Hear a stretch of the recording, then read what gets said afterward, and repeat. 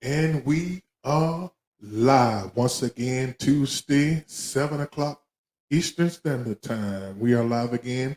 I am here. I am your boy R to the L, and she's your girl who? Jenny. From the blog. So what's up, y'all, and welcome back to Overflow, the Everyday People Show. It's a beautiful Tuesday, and welcome back again. Same black channel, same black time. We have a show lined up for y'all today. This is the only show that you get to come on and just chop it up with your boy and your girl. Talk about whatever you want to talk about, but we got a lot of topics to chop up today. We got a lot of things to talk about. We got to talk about what are black jobs? It's a lot going on around about black jobs. And I would like to know, what are black jobs? And if there are any black jobs, do y'all think that immigrants are taking jobs away from black folks? First, we got to find out, what is a black job? That's I always want to know, what the hell is a black job? Right. I mean, Donald Trump said something about some black jobs, and people been looking around for black jobs and trying to figure out what the hell are black jobs. And we're going to talk about Neyo and Nick Cannon say that only until they became bad boys that women kind of like start digging them. You know what I'm saying? So do y'all think women dig the bad boys better than the nice guys? That is another question. Also, we want to talk about, what else we want to talk about? Should your religious views affect the way you vote? Should your religious view affect the way you vote? If you're a Christian, should you?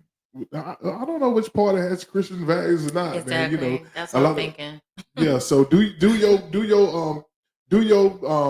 values, do your religious values affect the way you vote? A lot of people think it should. A lot of people think it shouldn't. I don't know about that, but do you think your religious values, do your religion affect the way you vote? We're going to talk about that. We're going to talk about black jobs. We're going to talk about, what if you hit the lottery? What the hell you going to do? Right. What else you going to talk about? Yeah. And also, do the young generation respect the older generation today? Or like does the older generation, are they less effective than, than like our parents was with us? Right. Okay, I see what you're saying. Yeah. So we got all this to chop up. Listen, y'all, share this live. I would love for y'all to share this live with somebody. Please share this live. This is all we ask y'all to do. Share this live. And guess what, y'all? You know what time it is? Time for the theme song. Time for the theme song. We'll be right back, y'all. I think iPhone users are kind of like try to be like bougie people, in crowd type people. You know what I'm saying? I'm just saying what I'm saying, man. You about to step on the toe. From the black women, I see they don't have that patience like that. You know what I'm saying? But white women, they'll take it on the chin. Well, okay. Well, this is.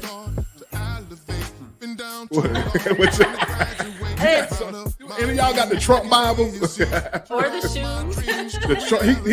The man selling. The man. Let me tell you about Trump. One thing about Trump, he's a hustler, man.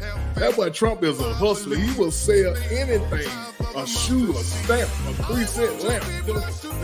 See, Nick, he took everything from me. I went from a place of living a life like this to oatmeal cookies. No child born out of my loins will ever be born to poverty. That's what I'm working on right now. As long as I got God on my side, the hater just gonna have to let me fly. And welcome back to Overflow, the Everyday People Show. This is the only show where me, you, your mama, and your cousins too get to come on and chop it up. If y'all want to come on and chop it up with your boy and girl, you're more than welcome to. Just ask to shoot you that link, and we'll shoot you the link, and you can come on live. But right now, we would love for y'all to just share this live to your favorite group, your favorite friends. Just share it to your page, share it to your Facebook page, or however you want to do it. You know, but we got a show lined up. We got a couple of topics lined up. And the first of all, how you doing today? Well, I'm doing great. You're doing great. I am. You didn't say that like you're doing great. Now you say that like you weren't doing too great. No, I am doing great. Mind over matter, because I've had a long week already. You had a long week. Already, Was it a yeah. rough week? What happened? Hurt. Oh, the children. Yeah, I know. Yeah. The work was hard for me too. Yeah. I had a hard day at work today too. But anyway, y'all, we thank y'all for tuning in. Like I said again, please share this live with somebody. Tell them that your boy on about to run his mouth. Tell them your boy finna run his mouth, y'all. Y'all better tune in. Who's tuning in? For them who all tuning in today, who's out there? Georgia Rays. What's up? What's going on with your Georgia Rays? She say, I got me a black job. You got your black job? Yeah, you got your black job. Yeah, so that's what the topic gonna be today. In case y'all was on the rock, Donald Trump seemed to think there's a such thing as a black job. Are we misunderstanding what he's talking about when he says black job? Or are there really a such thing as a black job? Let me play this in case y'all missed it. In case y'all missed what Donald Trump said, I'm gonna play it again so y'all can hear it for yourself.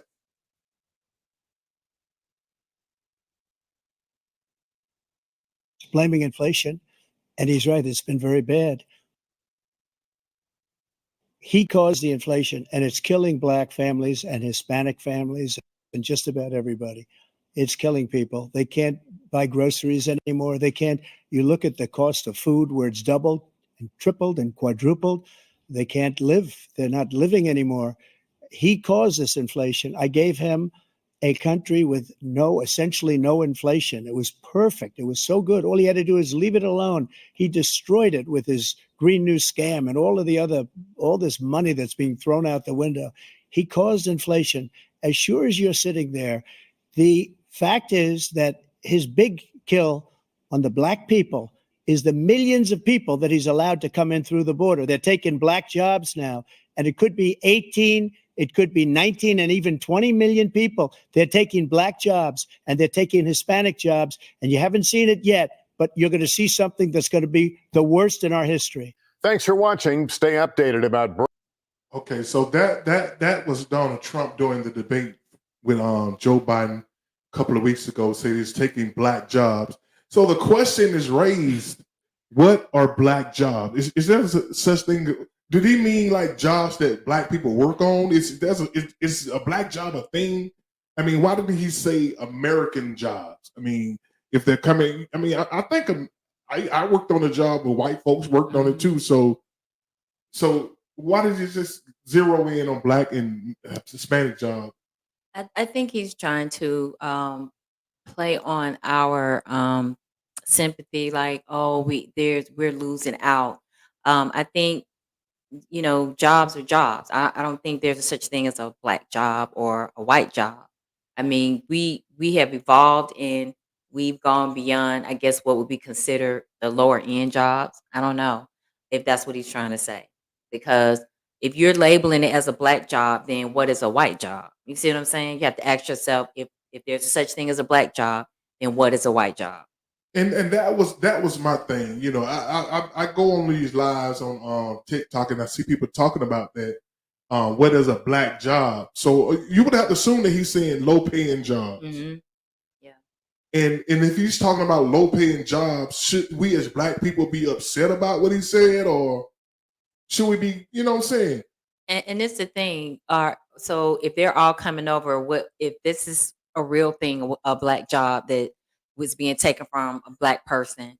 What are people getting fired, and these people are just coming in and taking our supposed spots, or are these new jobs being created that will be for Black people and they're just taking them? He's not making sense, not to me. Yeah, because I know every restaurant you go to, you see a hiring sign in the window. So I think there are plenty of jobs. I don't know what he mean by Black jobs, but I'm assuming that he's saying low paying jobs. Like, you got to understand, Donald Trump is a billionaire. He's not used to. He definitely never been on a job like a warehouse job or a construction site. So do he really understand who's on these jobs? Do he understand that white folks are working the same jobs as Black folks? So why? So then again, I think he was playing. I think he was trying to separate Black people This is his way of trying to get black people from voting Democrat Yes. by telling them, you're losing your jobs. Mhm. My people are not losing their jobs to them. Right. We're going to keep our jobs. You're going to lose your job. And he just didn't define that or something like that. Got us a question. So Yes, he's trying to appeal to black voters to, make it seem like he cares about our workforce, like whether or not we will work or not. see, and Jermaine said the media took that out of context as usual. So my question to you, Jermaine, what's the answer? What's the answer? See, the thing about when you say things, if you don't explain what you're talking about, you leave it open for people to take it out of the text. So when you don't put it into perspective what you're talking about, then who to say what you really meant? But I just know there's no such thing as I've never been on a job. I never filled out an application where they say black jobs. I never seen a hiring sign say black jobs available. It just says jobs available. So if you like to come on live and explain to us what black jobs mean, you're more than welcome, brother. You know you my dog, man. I'm wearing your wear. I'm wearing your gear, dog. You welcome to come on here. He said, what's the link? I don't know if you're still in the Overflow group, but I'll send it to you separately. So do you think Jenny, you think he was talking about lower paying jobs? Like those are the only jobs we want, of course, or deserve. Of course, his mindset is like from way back. So if you want to go back in time to, when we were oppressed, as far as like when there was segregation and stuff like that, there were jobs that were typical for black people to be, I guess, a worker of. But like I was saying, we've evolved. So people today of our color, we're working all types of jobs. We're in corporate. We are doing jobs that are high position jobs that maybe we wouldn't have had 60, 70 years ago. So it's almost like his mindset is going back into this era or time that, we're not in anymore. So when you say black jobs, it's almost like back in the day when it was like black and white, when, you couldn't go to this restaurant or you couldn't use this restaurant. How can you define a job as being a black job? Because when you go to restaurants, when you go to any type of stores, like where, it could be an auto parts store, you see black people, white people, Hispanic people working everywhere in mixture. It's not, I don't see any job as, oh, most people of this color work this particular job. I don't see that. His mindset is going all the way back to some time period that we don't even live in anymore. And he's trying to appeal to black people, but if they're listening carefully, if that's what it was meant to come off as, then he's just trying to get black voters to make it seem like, he cares about our plight with the workforce. And I just think it's kind of an old way of thinking, which again kind of plays into who he is and what he really wants if he wins. Okay, we're gonna bring somebody in who might can explain to us what is a black job. Jermaine Vinings, the political he already shaking agitator, is in the building, y'all. What's going on, Jermaine? Jermaine is the creator of this logo, Rich State of Mind. Yeah. I'm gonna let him tell y'all about Rich State of Mind. What's up? What's up, Jenny? What's up, Rob? What's going on, brother? How you doing? Tell about your Rich State of Mind before you get into it. You know what I'm saying? Rich State of Mind is a clothing brand of mine that I came up with about 4 years ago during the whole I guess it was when Gucci made some clothing that people didn't like, that was racist, and everybody was talking about, well, we're gonna boycott Gucci, and that didn't last long. But I decided to make my own, and that's where it kind of was birthed out of.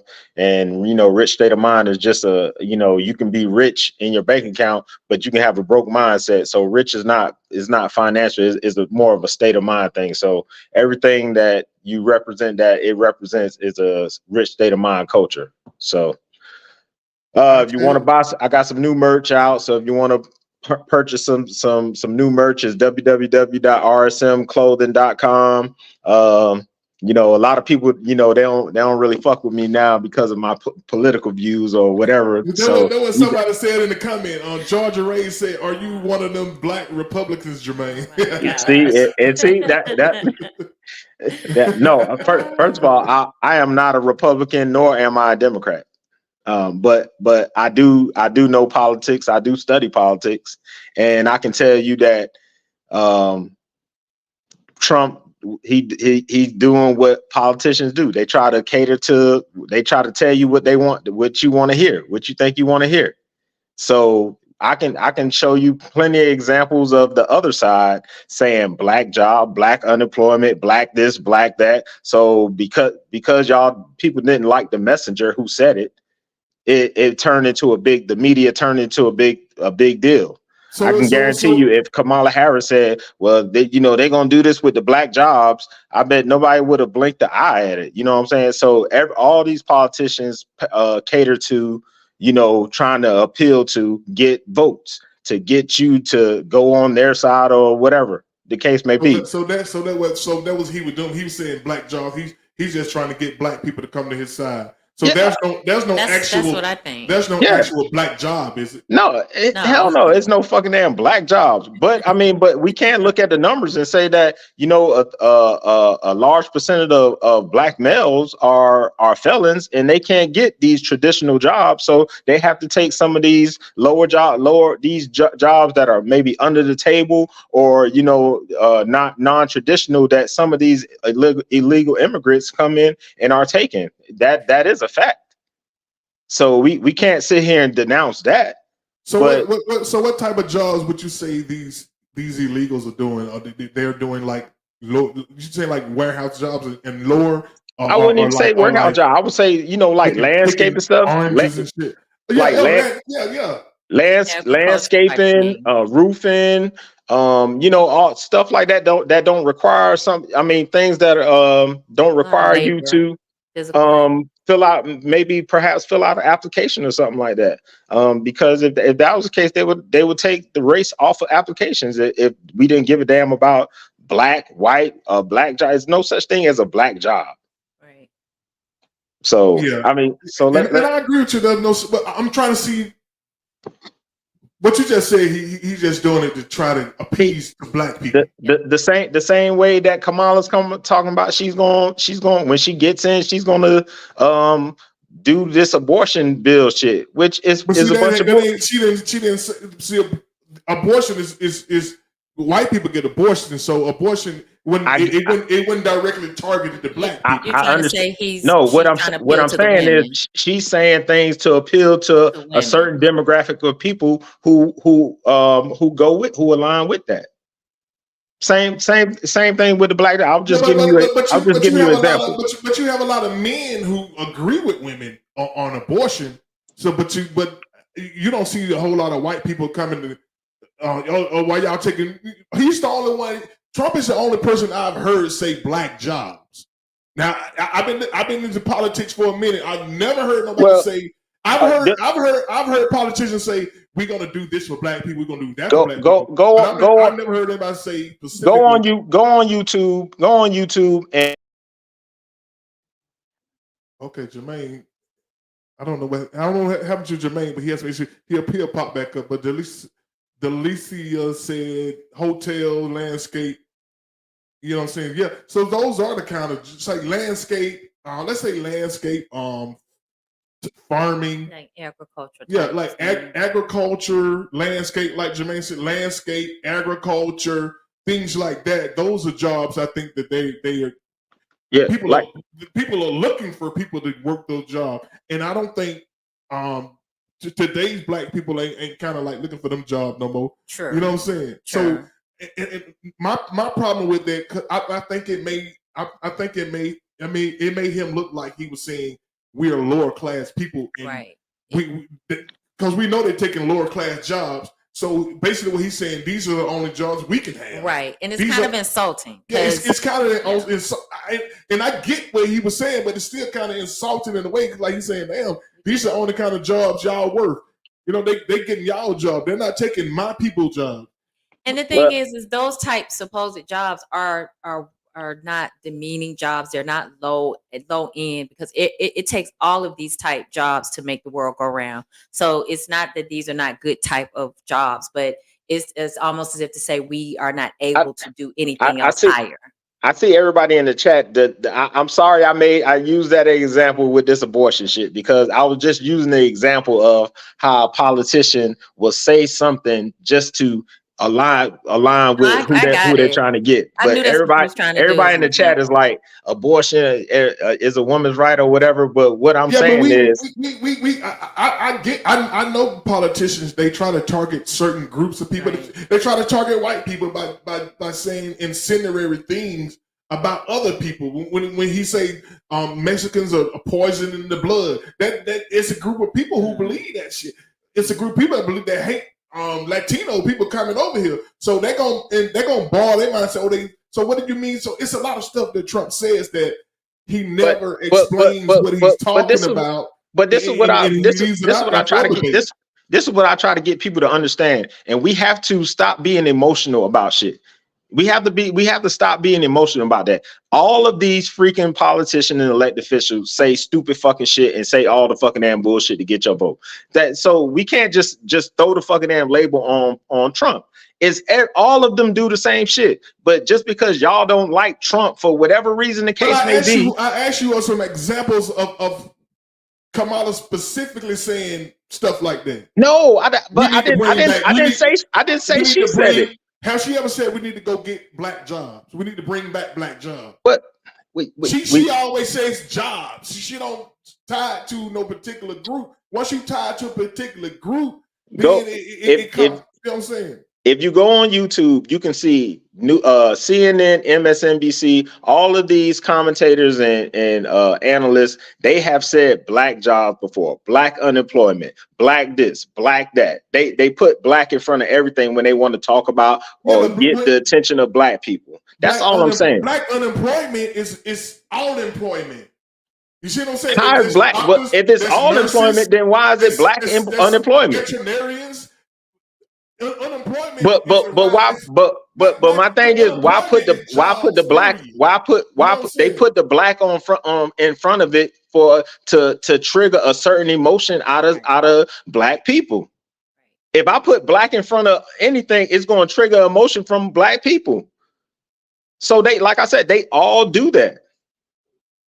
Well, I think Trump take it up a notch, though. Man, I think Trump stole your lunch money or something. The way some of y'all hate this dude, y'all ain't never met him, but y'all hate him like he stole y'all lunch money, boy. And I believe he's paying for your lunch. I guarantee you, he's not paying for my lunch because he don't do shit for my lunch money, giving it to you. Shit. I just know how to remove myself emotionally from these people, because at the end of the day, and I posted this on my Facebook, at the end of the day, none of these politicians give a crap about any of us. And the sooner we wake up to realize that, the sooner we'll all get out of this thought matrix of that these politicians and these elected officials are coming to save us. They're not coming to save us. So we have to stop giving all of our energy to these people who don't give a shit about us. I agree with you to a certain extent, but I still think you have a choice to make of who you want to see in a certain position. You know what I'm saying? I lost my train of thought. Y'all please share it live. Everybody tuned in, y'all please share it live to your favorite group or friend. And just share it to your Facebook page, please. Now, I forgot my thought. Say something. I agree that there's no such thing as black jobs. I feel like it is to appeal to the black people for our votes. It's not. I just don't think it's anything but an attempt to get us to vote for him. Period. I don't see anything as a black job, because again, is today we're all doing all types of things. We may not want some of these jobs that he considers black jobs, but it's not a black job. Yeah, like the jobs. The jobs are the people he come in contact with. If the guy doing his lawn, it's the guy who's the caddy. Because people gotta understand, Trump has he has no idea about jobs. He don't know what a job is. I mean, the man ain't never worked. You so- know what I'm saying? But his mindset is going. But his mindset is going back to a time where we did those kind of jobs, where we were maids, we were servants. You know, we Now, did things Jenny, a certain Jenny, way. I'm gonna have to push back on you now. How can Just you go? saying. How can you say what a man's mindset is going back to that? That's Now what it. you Because reaching what now. is a black You job? threw your though? arm out on that one. You threw your But arm out on that I'm one. gonna tell you why I said that though. I'm gonna tell you why I said that. Because if you look at today's workforce, you have variety of races of people in all types of jobs, whether Mhm. you're in the medical field, you're in education, you're in food service, whatever you're doing, you're working at Walmart. You just see people of all races doing these jobs, right? Right. Correct.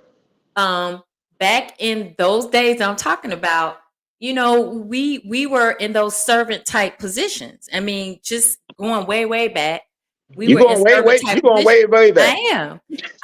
I am Now, because Trump is almost 80, so you got to go back the way he was now. so we're going back to a time where those were jobs that were typical for us to have. Not that, you know, we were the only ones, but it was typical for us to have those type of service type jobs where, you know, we were out in the field. It was maybe you didn't get paid a lot. And so if he's saying black jobs today, it's hard to envision that without going back into that period of time, because today we're doing higher level type work. You know what I'm saying? Like whether it's, you know, your CEO or something, somebody mentioned that, whether you are a manager and you're managing people and you're the person that's of color and everybody up under you is not. You know, and somebody in the comments said something about they don't want to pick oranges and stuff like that. I mean, we've just evolved to wanting to do something that's not those types. So maybe that's where he's coming from in his mind when he says black jobs. Because I just don't see how you can today, with the way we've evolved, and label something as a black job, unless you're thinking like how we typically had certain type jobs back in those days. That's where I'm going with it. And that's what a lot of people thinking. Like, I mean, Because you can't today say there is such thing as black jobs, right? You can't. I mean, because everybody's doing a mixture of everything now. We're not held back like we used to be. You know what I'm saying? So that's where I'm coming from with it. According to some people, we are held back though. We may be in it mentally held back, but I would still say we are afforded opportunities way more than what we were used to. You know, a lot of us have been to college. Sometimes it's about who you know. You can be a part of organizations that help boost you up a little better. You know, y'all know about that kind of stuff.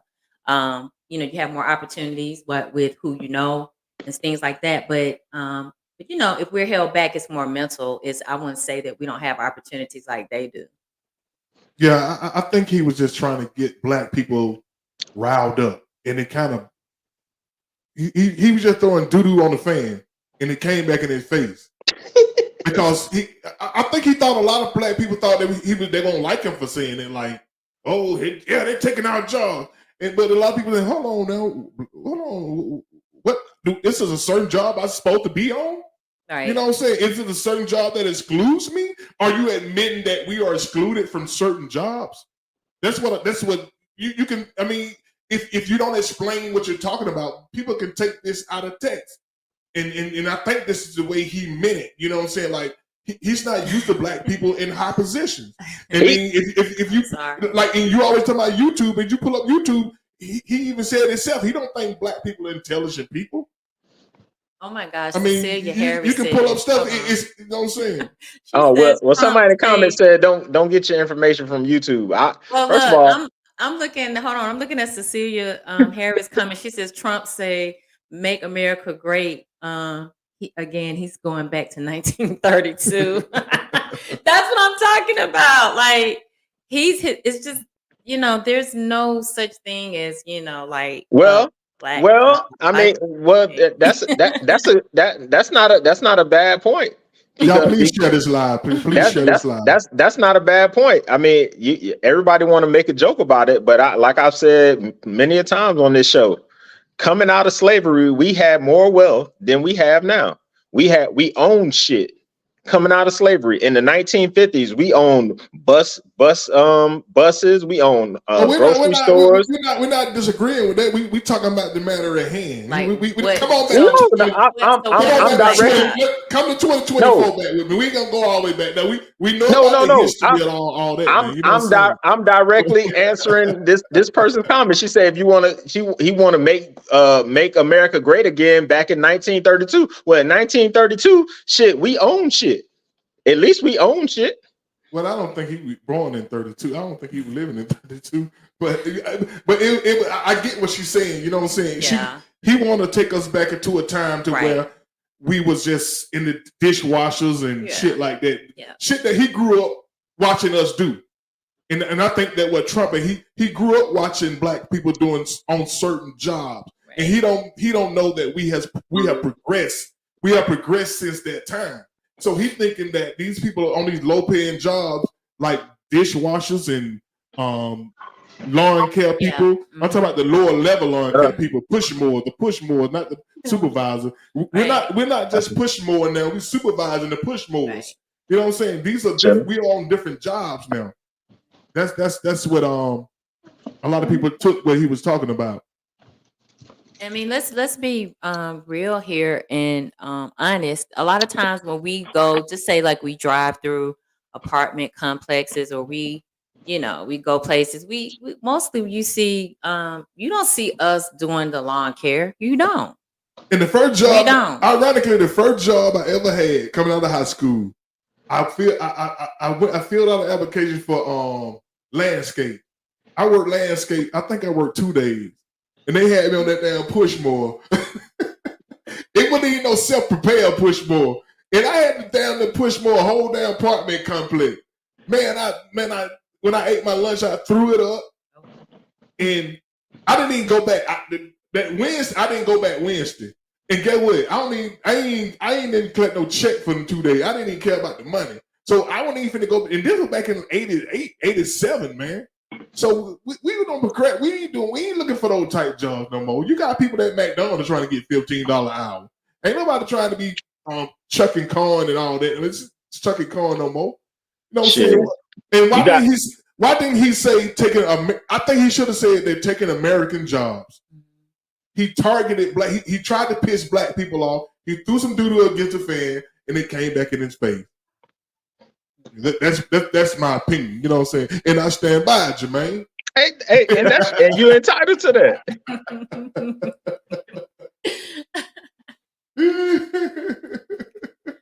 See what she said. I worked in Wendy's drive-through.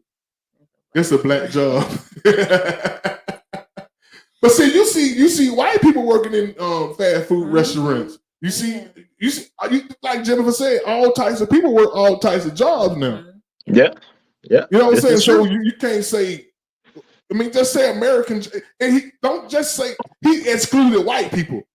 That's my problem. Is he didn't include white people. Say he didn't take an our job. So basically, he's saying he didn't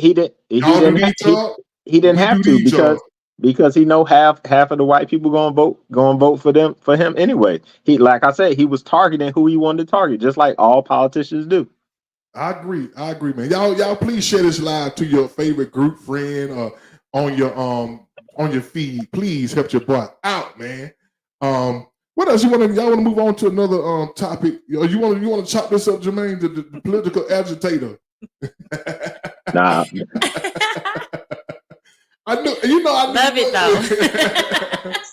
Yeah, sometimes you gotta have somebody who have a different view on things, and he's not short on different views of things, man. But I can vouch for Jermaine, y'all. He's a good guy, man. He's just a little screwed up in the political era. You know what I'm saying? No, I just have a different viewpoint than most people do. She said, if the politician not doing anything for you, we have choices to vote them out. But people complain about what is not happening, what they are doing. What are they doing to change things? But see that's my thing. You know, everybody gets so riled up every 4 years about this national politics, but most people don't even vote in their local politics. They don't even know who their council person is. They don't know who they school superintendent in their local. They don't even vote locally. So whatever. So we're gonna stay on politics just a little bit, just another one more political question. And the question is, why are blacks entertaining voting for Trump, even with his racist past? I mean, we know he had a Department of Justice had a lawsuit against him back in the days for not allowing black folks to even live in his apartment. So you talk about a man who don't even think you worthy to sleep in his apartment.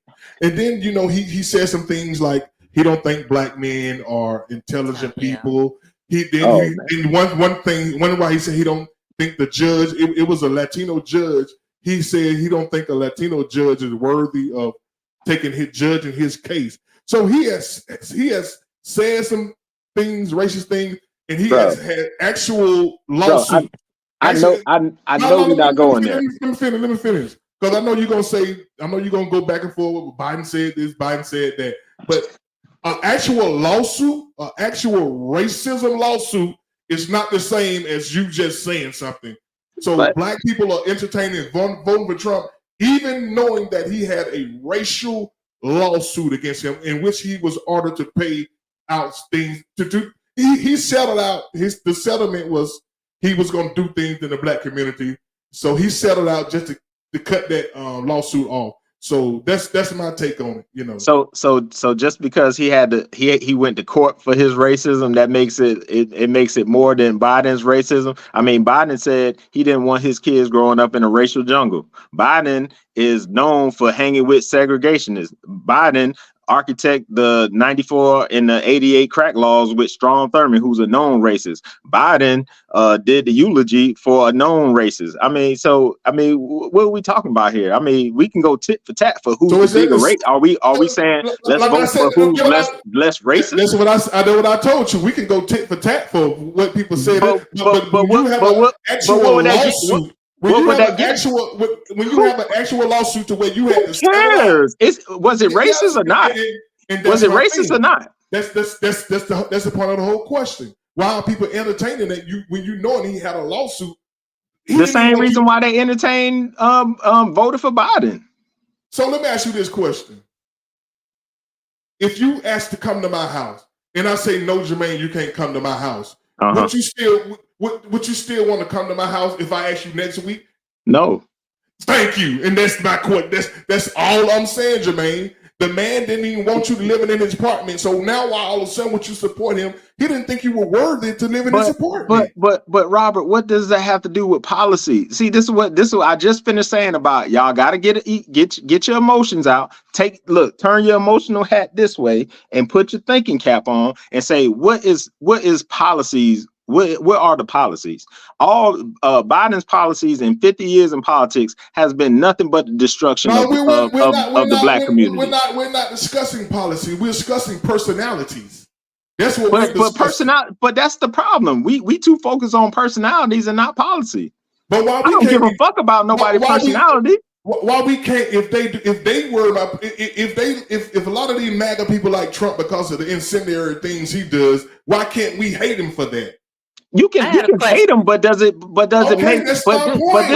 But this is why us as black people as a community, this is why we're on the bottom of the totem pole, because we always fucking damn triggered by emotion and fucking damn identity politics. We got to get out of that shit, or it's gonna be we're gonna be done. That's why you think they're getting these immigrants over here for nothing and giving them money and giving them housing and shit. They finna replace our ass with some people who gonna be fucking damn say, hey, I vote for your ass because you giving me all this damn money. Look at all this money these immigrants getting in New York City. They got a whole hotel designated for just immigrants, and they getting SNAP, they getting Social Security, they getting shit more than some of these homeless people that's on the street. Are you kidding me? And we worrying about feelings? Do you think we're replaceable? Yeah, dude, the black vote has no more power. Are you replaceable? Y'all don't understand? The black vote has no more power. We don't have any more power because we have watered down our vote because we are voted for the Democratic Party 90% of the time. It's just like if I go to a small town, if you got a grocery store that's in a small town and the next other grocery store is 50 miles away, I can make the prices whatever I want because I know you ain't going 50 miles away to another grocery store. That's what the Democratic Party has done with the black vote. And what the Republican Party did? We don't vote for the Republican Party. What do y'all understand about that? We don't vote for them. You got some black people voting Republican now. We vote 90 to 95%. Look at the exit polls of 2020. Look at the exit polls. You know what? Now I'm asking you a question. What has the Republican done for the black folks? We haven't asked the Republicans to do anything. That ain't what I asked you to. I ain't asked you that. But this is what this and see. This is where we go. This is where we go wrong. I'm asking you for a reason. Robert. What is voting 101? What is voting 101? Is an exchange? Is I'm gonna give you something and you give me something. That's what voting is.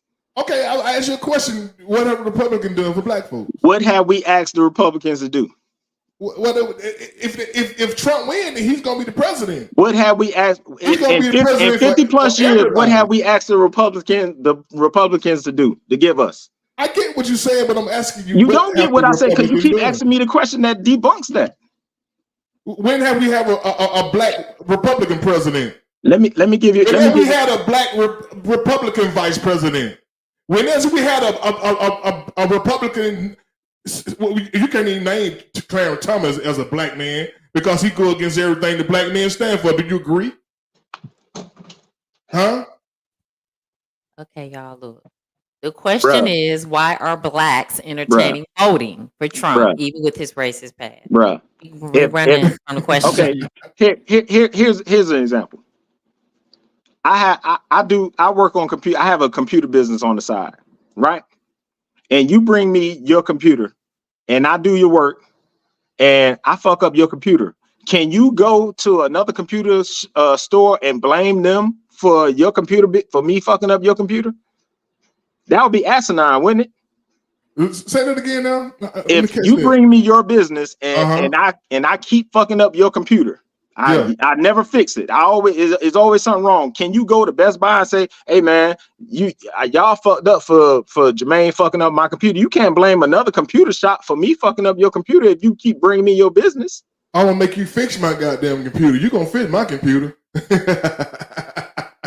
So that you gonna keep coming, but you gonna keep coming to me.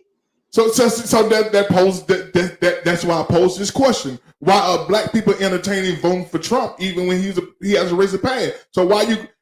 Because black people want something. I get what you're saying. Because most black people want something different, bro. They're tired of the Democratic Party trying to get some in. They're tired of the Democratic Party coming to them every 4 years, wanting their vote, and then making these promises, and then never coming through with the results. So you go somewhere where you know you ain't gonna get shit. You don't have a chance in hell.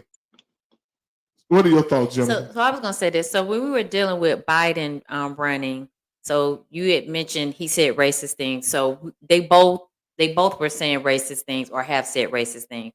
So now that he's out of the picture, has Kamala Harris said anything against black people? Like, has she said anything? Because now I haven't heard her say anything. Has she done an interview, unscripted interview? I haven't heard her say anything. So I don't know. So my point well, you is, go on YouTube and look at a lot of video, like you said, and see. Well, so my point is why.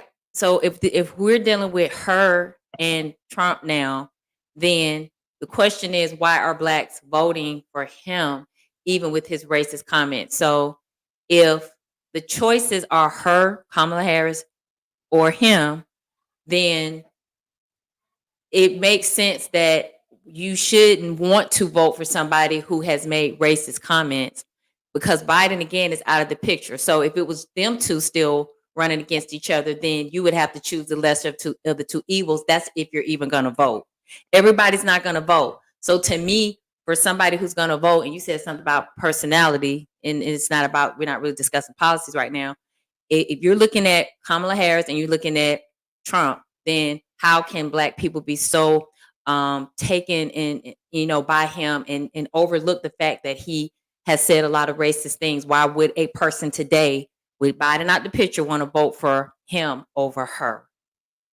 And that's the question. Because a large majority of Black people don't give a crap about what you say and feelings. They care about what you're going to do, policy. Because most of us have worked at a job, and maybe your boss has said something out of the fucking damn way, but it don't stop your check from hitting the bank on Friday. I get what you're saying, but this is the biggest misconception. The biggest things I hear people saying that people get out of your emotions. See, here's the thing about when you're in leadership, your character matters. Your character matters, and people watch your character, and people will not support you, and you might be doing a good thing, but if you got bad character, people won't support you, and that's in real life. That's in real life. You can make some good products. You can make the best shirt in the damn world. You can have the best logo in the world, Jermaine. But if you out here with bad characters, oh y'all motherfuckers, y'all gonna get my shit. Y'all gonna buy my shirt. I got the best shirt in the world. No, hey, maybe I need to do that. This is my point. And people gonna say I like the logo, but man, I ain't supporting this cat right here. I'm not gonna support him.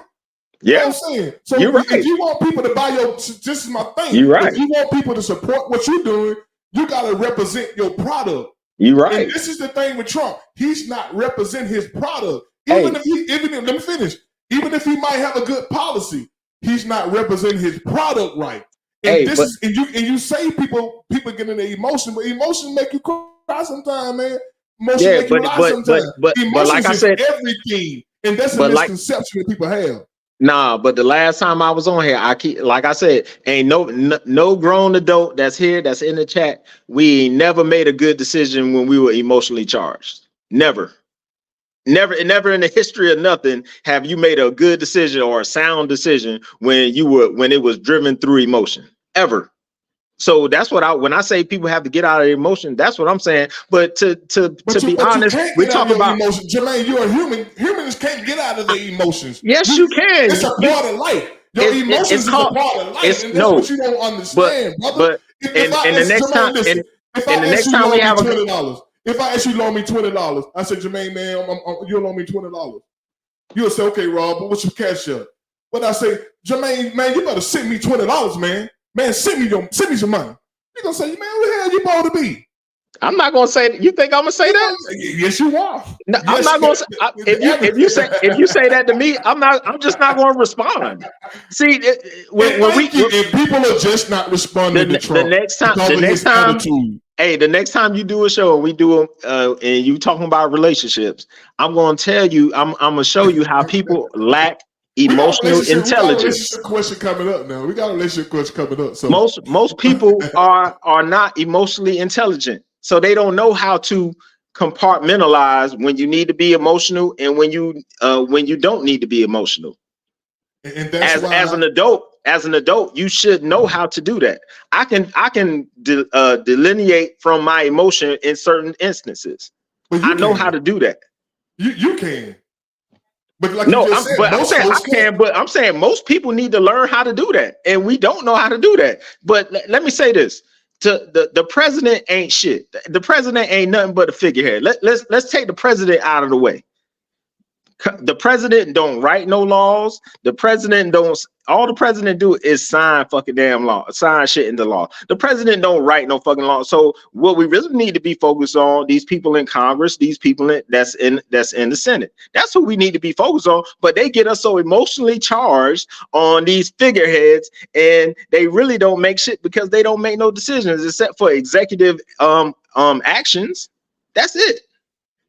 She say, sound like you're in your feelings right now, Jermaine. Georgia been on me since I got in here. She's been on my back. I promise you I'm not emotional. I promise you I'm not. You haven't seen me. I have been emotional on this show before. This is not it. But here's another reason I might think that Black people are supporting Trump even with his racist past. I think you are right in a way that the Democrat hasn't done enough. It ain't that the Democrats hasn't done anything. They haven't done enough to the level that I think most Black would like to see them be at.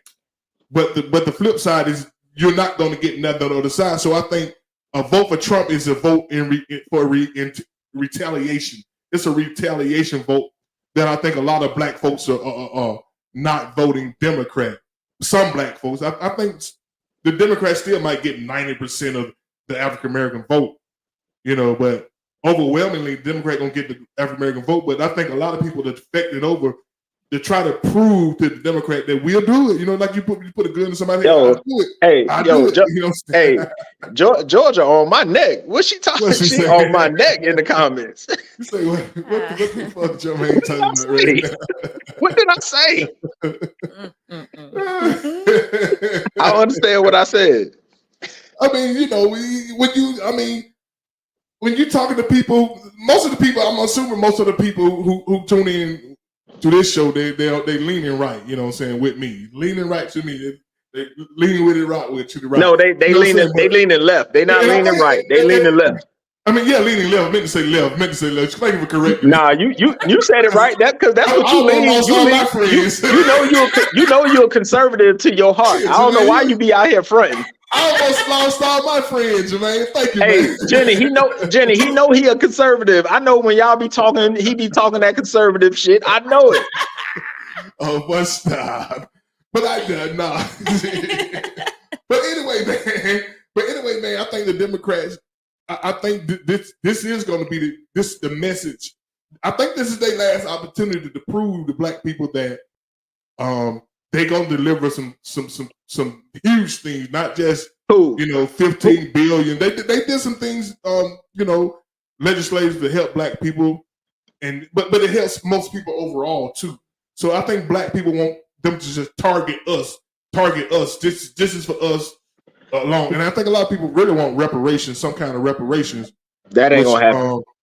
Yeah, I don't think that's gonna happen either. But at least she was on the committee to talk about reparations. I mean, the Republicans don't even have a committee to even talk about reparations. So, and this is the thing I'm talking about. You have a shot with the Democrats. You don't have a chance in hell with the Republicans. Had no damn shot with those Democrats. The motherfuckers been talking about reparations for 30 damn years. HR 40 been on the fucking damn talking point for 30 years. Yeah, we gonna study. We gonna study. Maybe but maybe the next 30 years they'll move it. And this is how progress is made, Jermaine. The wheels don't happen overnight, man. Man, stop. Stop. We didn't get here from slavery. From last year. Hey, this was a damn 400 year. One of the first executive actions in 2020 was an Asian bill, an Asian right bill, and shit, the damn blacks ain't got no rights bill yet. Well, we got the civil rights bill in 64 civil rights bill. But that don't just cover us. That don't just cover black people. I mean, white folks already had their civil rights. So who else would it have been covering?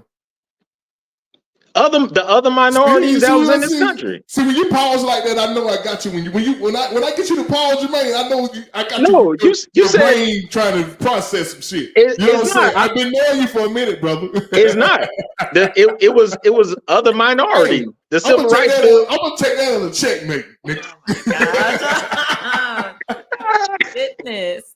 Hey man, but let me say something, man. Let me tell y'all something about Jermaine, man. I really love this guy right here, man.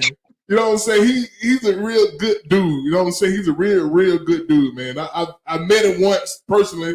Got a good family, son, gonna be in the NBA one day. But he'll never be a politician in the Democratic Party though. I ain't gonna be a politician, period, because it's too nasty. It's too nasty. I know that about you. Hey, and I got too much dirt in my past to be no politician, man. Please. Moretta say, Robert, I tried. I can't allow Jermaine in my spirit tonight. Hold on, Moretta, don't let it get to you. He tell you, look, his name is the political agitator. Moretta, I know I know I challenge y'all thought matrix. That's all I'm here to challenge your thought matrix. That's it. I ain't here to sway you or make you lean no way. I'm just here to make you think. That's it. We're gonna tamp it down a little bit, but it's still gonna be in the political realm a little bit. But it's not gonna be on policy the next question is, should your religious views determine how you vote? Let me play a video of this pastor. Good question. Of this pastor. Let me play this video of this pastor getting on his congregation about mixing political views with politics.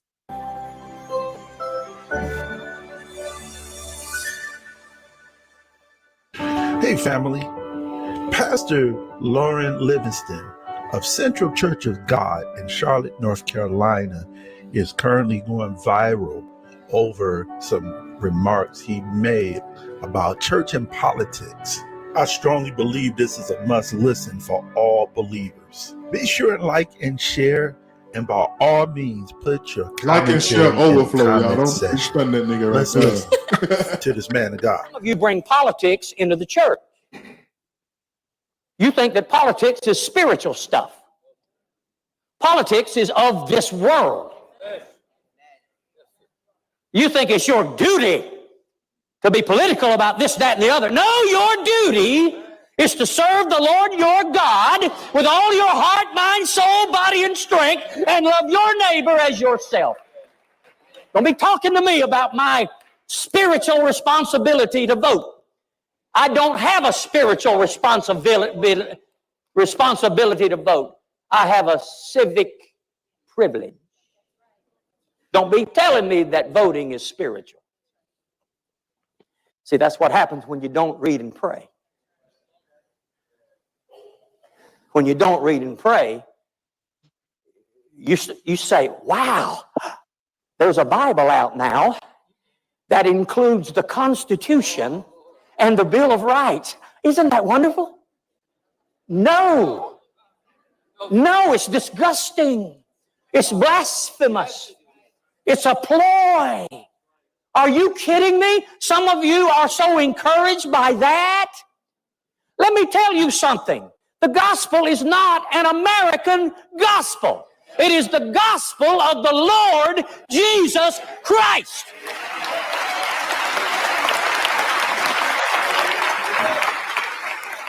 But Pastor, I bought the Bible. Really?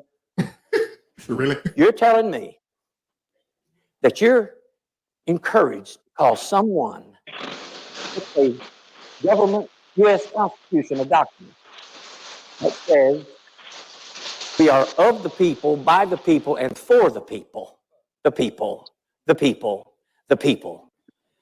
And you have put it right beside the Word of God, which is eternal, unchanging, which says, of Him, by Him, through Him, to Him, from Him are all things. And you're going to put those together and be happy about it?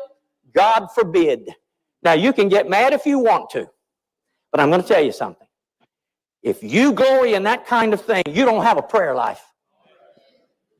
If you glory in that kind of mess, political mess, you do not know what the Word of God says. I'm going to rear back and tell you something. This is not my home. This world is not my home. I've been sent out just like the 70 were sent out. You've been put here and sent out just like the 70 were sent out. We've been put here as strangers and pilgrims, and we are passing through. I am just walking. So that was the pastor, man. He was preaching to pretty much an all-white. So I'm assuming he was talking about the Bible Trump, selling, hawking. You assuming. I'm assuming, you know what I'm saying?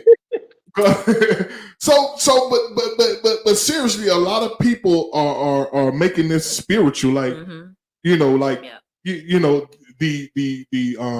Roe versus Wade. God said don't, and I get all of that. You killing the babies, and then the Democrats will say God said treat the immigrants right. Let all come, ye come. You know what I'm saying? So everybody throwing out Bible verses in the political spectrum. You know what I'm saying? So should your religious views determine how you vote? I mean, and ain't none of them. Okay, go ahead, Jermaine. Go ahead. And ain't none of them spiritual. Okay, so right. So my thought on it is like, so when you sit down and think about what your religious beliefs are, or what your faith is, you can look at all of the different things that they're talking about, what policies they're going to put out to cover this or cover that you may be concerned about. When it's all said and done, I still see it this way. They're using that again, kind of like to draw a certain type of voters, like people who have their Christian faith. It's just because, like Jermaine said, they're not really religious themselves in a sense. They're not really living up to whatever their religion is. So if you can target a group of people to say, hey, I know this is a percentage of people that are Christians, then we're going to start talking about things that may be in the Bible that we could say, hey, you shouldn't kill. So we're going to, I'm sorry, I shouldn't say that word. We shouldn't unalive. Is that better? No, that's on TikTok. That's TikTok. Okay. So we shouldn't, destroy babies through abortion. So, if you're a Christian, then that's something you care about, because the word of God says thou shalt not kill. So it's targeting, again, a group of people. So I think you can have your religious beliefs, but I wouldn't lean towards one party or another because of that, because when it's all said and done, I don't think that's their personal walk necessarily to say they're going to be a better leader. I think some of it is to draw people in to vote as far as like what their religion is, depending on what they're talking about in their policy. So I don't know. Because you got Republican Christians, you got you got Democratic Christians, you got Republican Muslim, you got Democratic Muslim. Right. So how do that equate into the political spectrum, like who you gonna vote for? Because who you serve don't matter who you vote for. I mean, do you go by their policies, like the Roe v. Wade, the abortion thing? The Republicans are against gays. They're against gays. So the Republicans are against gays. They're against everything that God spoke about. Gays, abortions. Okay, we get that. But then God also say, love thy neighbor. He say, love thy neighbor. He didn't say, love thy neighbor except for the gays. You know what I'm saying? So who do you side with? Who do you, how do you decide that, Jermaine, in your opinion? You know what I'm saying? You have to do your best to differentiate. I mean, most of them say it, right? You can't. First of all, those two things don't even align together. Religion and politics, that don't even align together. That's why it's separation between state and church. Well, it's so funny. They're using it though. They're using it. But that's what they're supposed to do. And because they're politicians. And mostly it's Republican using. I think the Republican, I think they traffic a lot in scare tactics. You know what I'm saying? You don't think so, Jermaine? But see, this the thing with politics, even with all the questions that we have posed to you all that we're discussing. It's like you have the realization that these are things that they're just using. It's to draw a certain number of voters, to their side. So you're going to reach for the race stuff. You're going to reach for the religious stuff. It is just all of it is just, to me, like the minister was saying, a ploy. So I don't think it's something that we should base who we vote for on. I just don't. But Jenny, you hitting the nail on the head, and I wish you got to dig deeper and keep coming into your thought process, because you was right there. It's all about division. If we can keep y'all divided, then y'all don't worry about what's going on up here. If we can keep y'all fighting about the culture wars, keep y'all fighting about race, keep y'all fighting about gender ideology, keep y'all fighting about this and that, then y'all won't have time to be worrying about what we doing up here. And what they're doing up here, the elites, is stealing our money. That's what they're doing. They're stealing our money, and they got us down here fighting Republican, Democrat, black versus white, gay versus heterosexual. They got us all fucking discombobulated while they're doing everything they want to do, because it's just they operate just like WWE. They all in front of the camera, they fighting, they don't like each other, but behind closed doors, they shaking hands, they going to parties, they like each other behind closed doors. I promise you, they like each other behind closed doors. Let me play this real quick. Let me play this video real quick. America's last election if Donald Trump wins. Listen to what the former president told a Christian group at the Turning Point USA Believers Summit in West Palm Beach. The former president telling the crowd that if they reelect him to the White House, they won't have to worry about voting ever again. And again, Christians, get out and vote just this time. You won't have to do it anymore. 4 more years. You know what? It'll be fixed. It'll be fine. You won't have to vote anymore, my beautiful Christians. I love you, Christians. I'm not Christian. I love you. Get out. You got to get out and vote. In 4 years, you don't have to vote again. We'll have it fixed so good you're not going to have to vote. It's so much in that. He's going to eliminate the voting system? God, dog. Yeah, he want to be like who? You know what's so funny? He said, I love you, Christians. Christian, you're so nice. I love you.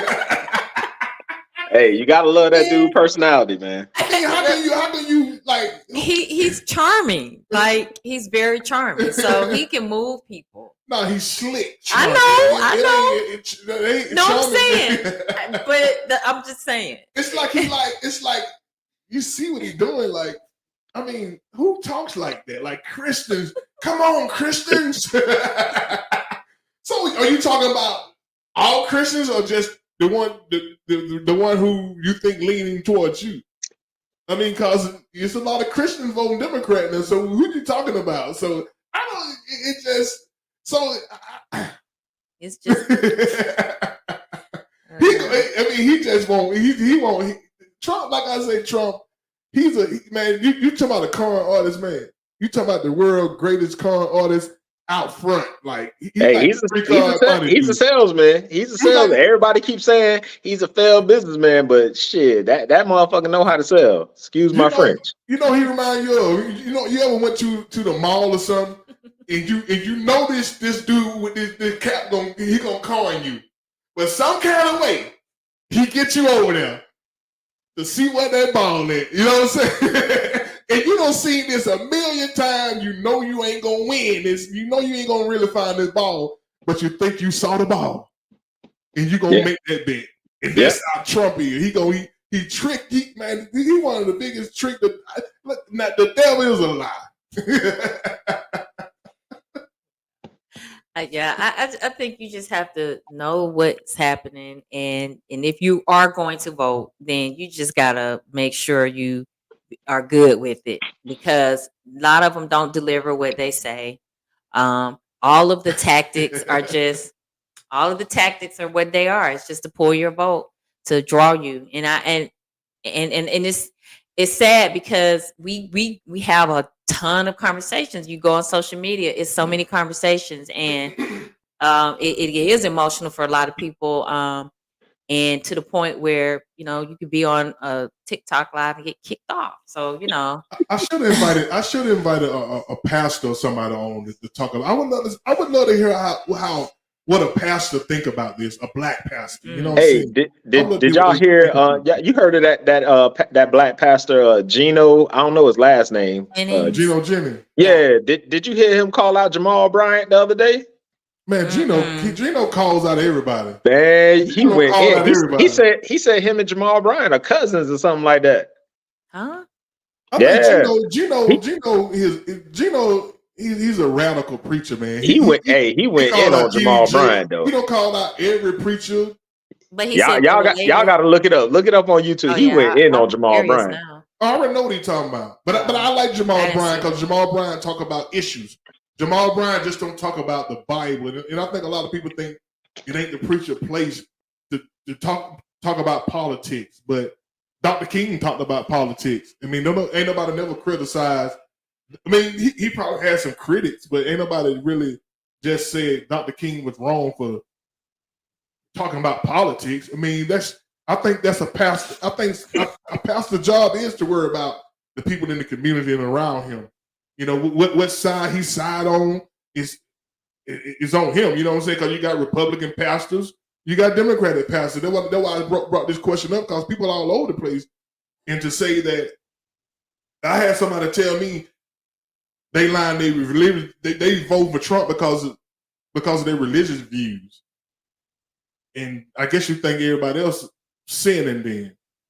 Well, I think just the grand scheme of things, people just need to understand what they're going and wanting to do. I mean, it's a lot of people have issues with the 2025, is that the 2025 Project agenda? 2025. So it is, to me, I think you got to just sit down if you're going to vote again and think about the bigger picture. Like, and if you're not going to vote, then cool. But if you do, you need to think about it. Like, sit down and like look at both parties and weigh it out. You can't be moved by, oh, they look like they're for blacks. Oh, they look like they're for Christians. You got to really think hard about it. You may have to pray about it, because somebody's going to win, and we're going to be what we're going to be in. So. Okay, we're gonna finally move all the way off politics. We're gonna finally move all the way off politics. And I got a relationship question. Neyo and Nick Cannon, this is going around on the internet now, I guess. Neyo and Nick Cannon in an interview says that they changed when they discovered that women don't like nice guys. Are they correct? Let me let y'all hear what Neyo and Nick Cannon said about that. I think there's a little truth to it too, man. I ain't gonna lie. Y'all women, y'all love the knucklehead. All right, so this all went down during a discussion on the show Council Culture, where Nick Cannon, Neyo, and Godfrey were talking about their experiences with women. The key takeaway?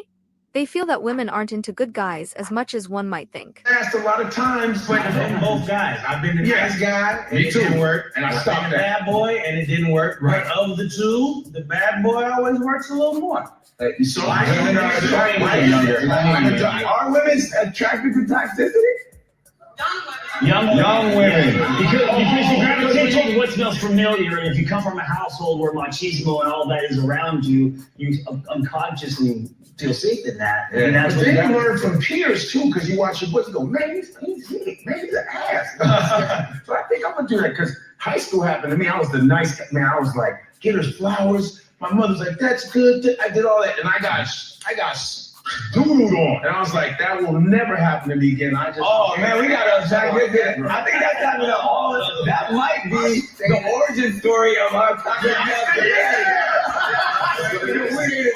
I was the poem writing, flowers in the locker. To me. And then when I saw her go for the bad boys, I was like, fuck these flowers. And it worked, right? And I was like, I will never be heartbroken again. I never want to feel that. And it hurts. And man, we can't take that. Right? Yeah. I'm glad I thank you for that, because I think we just go from that a little bit. Here. So that was the discussion they had. So Neyo and Nick Cannon said when they was being nice guys, they didn't get no play. They didn't get no play from women. And only until they started trying to be this rough edge guy that women started digging them. You know what I'm saying? And when it was the nice guy, they were seeing the girls go over to the bad boys, the dope dealers.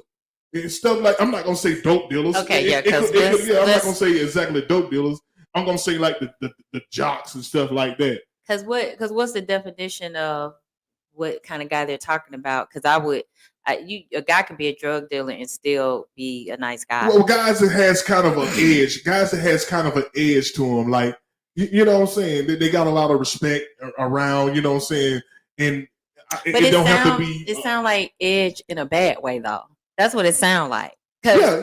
Okay, that's what I'm trying to get what the definition is. These guys are they fighting, doing the fighting. You know, they smoking all the weed, and they say they giving girl flowers and opening doors and all that, and they getting disrespected. So I'm trying to find out what a defining point, because there are guys that act that way and they still bring flowers and they still do nice things. So it's almost like they're cut and dry saying if you're a guy that gives flowers and do nice things. Let me say this. Cecilia has said she's a pastor. I'm sorry, Cecilia. I just saw your comment. I would have brought you up on that on that And topic. she But said go ahead. everything is illusion. And I was, oh my gosh, she read my mind because I was going to say What she that. said? She said Everything is illusion. I was going to say that. She She said, read I'm a my mind. pastor. I love it. She read my And mind. he was saying the truth about what he was saying. Don't let the spirituality get caught up into the world and stuff. It is a total different realm because we all are one. Yeah, so I agree with you. Yeah. So She said it's an I'm sorry, I didn't mean illusion. to cut you off about the Neo and thing situation. No, she's reading my But I wanted to mind. address her. Okay. So the thing is that so it was almost like he was saying, I guess it was Nick Cannon, that buying flowers, the things that are deemed as you're a nice guy, being considerate, stuff like that, that is something that didn't work for them, and that women like men more with the edge. And for me, when I think of a man being on the edge, it's like, and I'm just being transparent as a woman, how I know I understand it is men you can't trust, men who play around, men who kind of not respectful as much, not as considerate. And I just feel like if their experiences were like that, then maybe that was the type of women that that were drawn to them because that's what's in them. I personally, ever since I can look back in time to when I was a teenager, I mean, I like different. Felt like a guy who was nice was more attractive because you felt in my opinion, I felt good around a nice guy. And a nice guy to me is somebody who's just respectful, not somebody that you gotta look forward to, like beg them to be nice or pray and wish and hope. It's just there. And I think what sometimes you desire is drawn to you, but I don't think, me being a woman, I can speak. I don't think all women want a guy with a bad boy edge to them, because as we get older, we don't desire the headache that comes with that behavior. We just don't. And even when we're younger, we don't want it. But when you're younger, like in your 20s and stuff, you don't think about it. You're experiencing life, so you're discovering, oh yeah, he cute and he drive a fast car and all that stuff. But then you look up and you see him down the street with 2 and 3 other girls every week, or he's not being a considerate of you. Then it makes you feel some kind of way. So just like he was saying, he felt like that didn't get him the girls. It was just because maybe it was in their younger days. I don't know. But I think as we get older, women value a man that's nice. I mean, because if y'all can hear how women speak when we're in rooms and we're talking, is it a thing? We don't want a guy that we gotta worry about. So why do y'all wait so late in life to respect that though? Some women do. So late in life to respect some women nice do. guys. So I can't answer that question because early on I learned to like nice guys early on in my life. So I've never had that drawing of, oh, I want the bad boy. I'm not saying they didn't approach me, but that wasn't something that I was drawn to. I actually ran from bad boys. I did. I ran from them because they didn't resonate with who I am. So not saying that I didn't think they were cute. I'm not saying I didn't think like, but I didn't gravitate towards them. Even if they tried to come to me, I would feel it out and be like, nah, that's okay. Because it's just, it doesn't resonate with who I am. Doesn't mean that a nice guy is boring. Nice men, and it can be, sometimes the nicest people have a different kind of like other side to them that people may not see, because it's just always up front. Oh, they're nice. They're going to do this. And, I don't have to worry about them and stuff like that. I just feel like you have to be wise and understand what you want in your life. And if a woman wants a guy like that, then she's going to look for, headaches later, because it's coming, especially if that's not what she wants to live. Like, you can have your moments, have a bad boy night. Okay. Rich but Greg, you don't want to live like that. Rich Greg say the bad boy is the one that don't compromise, putting himself first. Is that what do y'all like that bravado? Do y'all like that in a man? Like, I'm in charge. It's okay. It's okay to be in charge, but you can still be nice and be in charge. It is something that can be embodied. Those two things can be embodied in the same person. I'm a nice girl, but I'll put it to you this way. I know we talk about the men, but I have another side to me that is what it is. but it's not in a bad way. I have my You edge. need to let your bad girl talk. Because I'm trying to get some questions. I promise I have my edge, but the thing is that's not my main part of how I live and move every day. So let me ask you this: if a guy, if he's always available, everything you ask him to do, he does it. He never pushed back on anything. Does that guy turn you on? When you get to a certain age, yes. When you get to a certain age, listen, yes. Let me finish. I think this is what these guys are talking about. They was doing everything a woman told them to do, how to treat a woman, and they did it. Neyo and Nick Cannon said they did everything that their mother told them to do for a woman. Open doors, give her flowers, candy on Valentine's Day, all that mushy gushy stuff. And they chose the other dude who wouldn't even stun them. You know what I'm saying?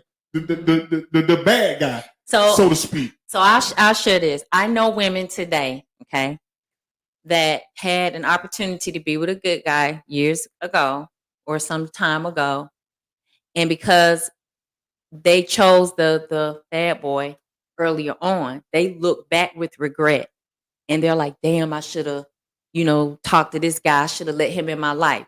Because that's fleeting, that's temporal. All that excitement, it has its time, I guess, where you have your feelings and you're enjoying it. But long term, women don't really want that.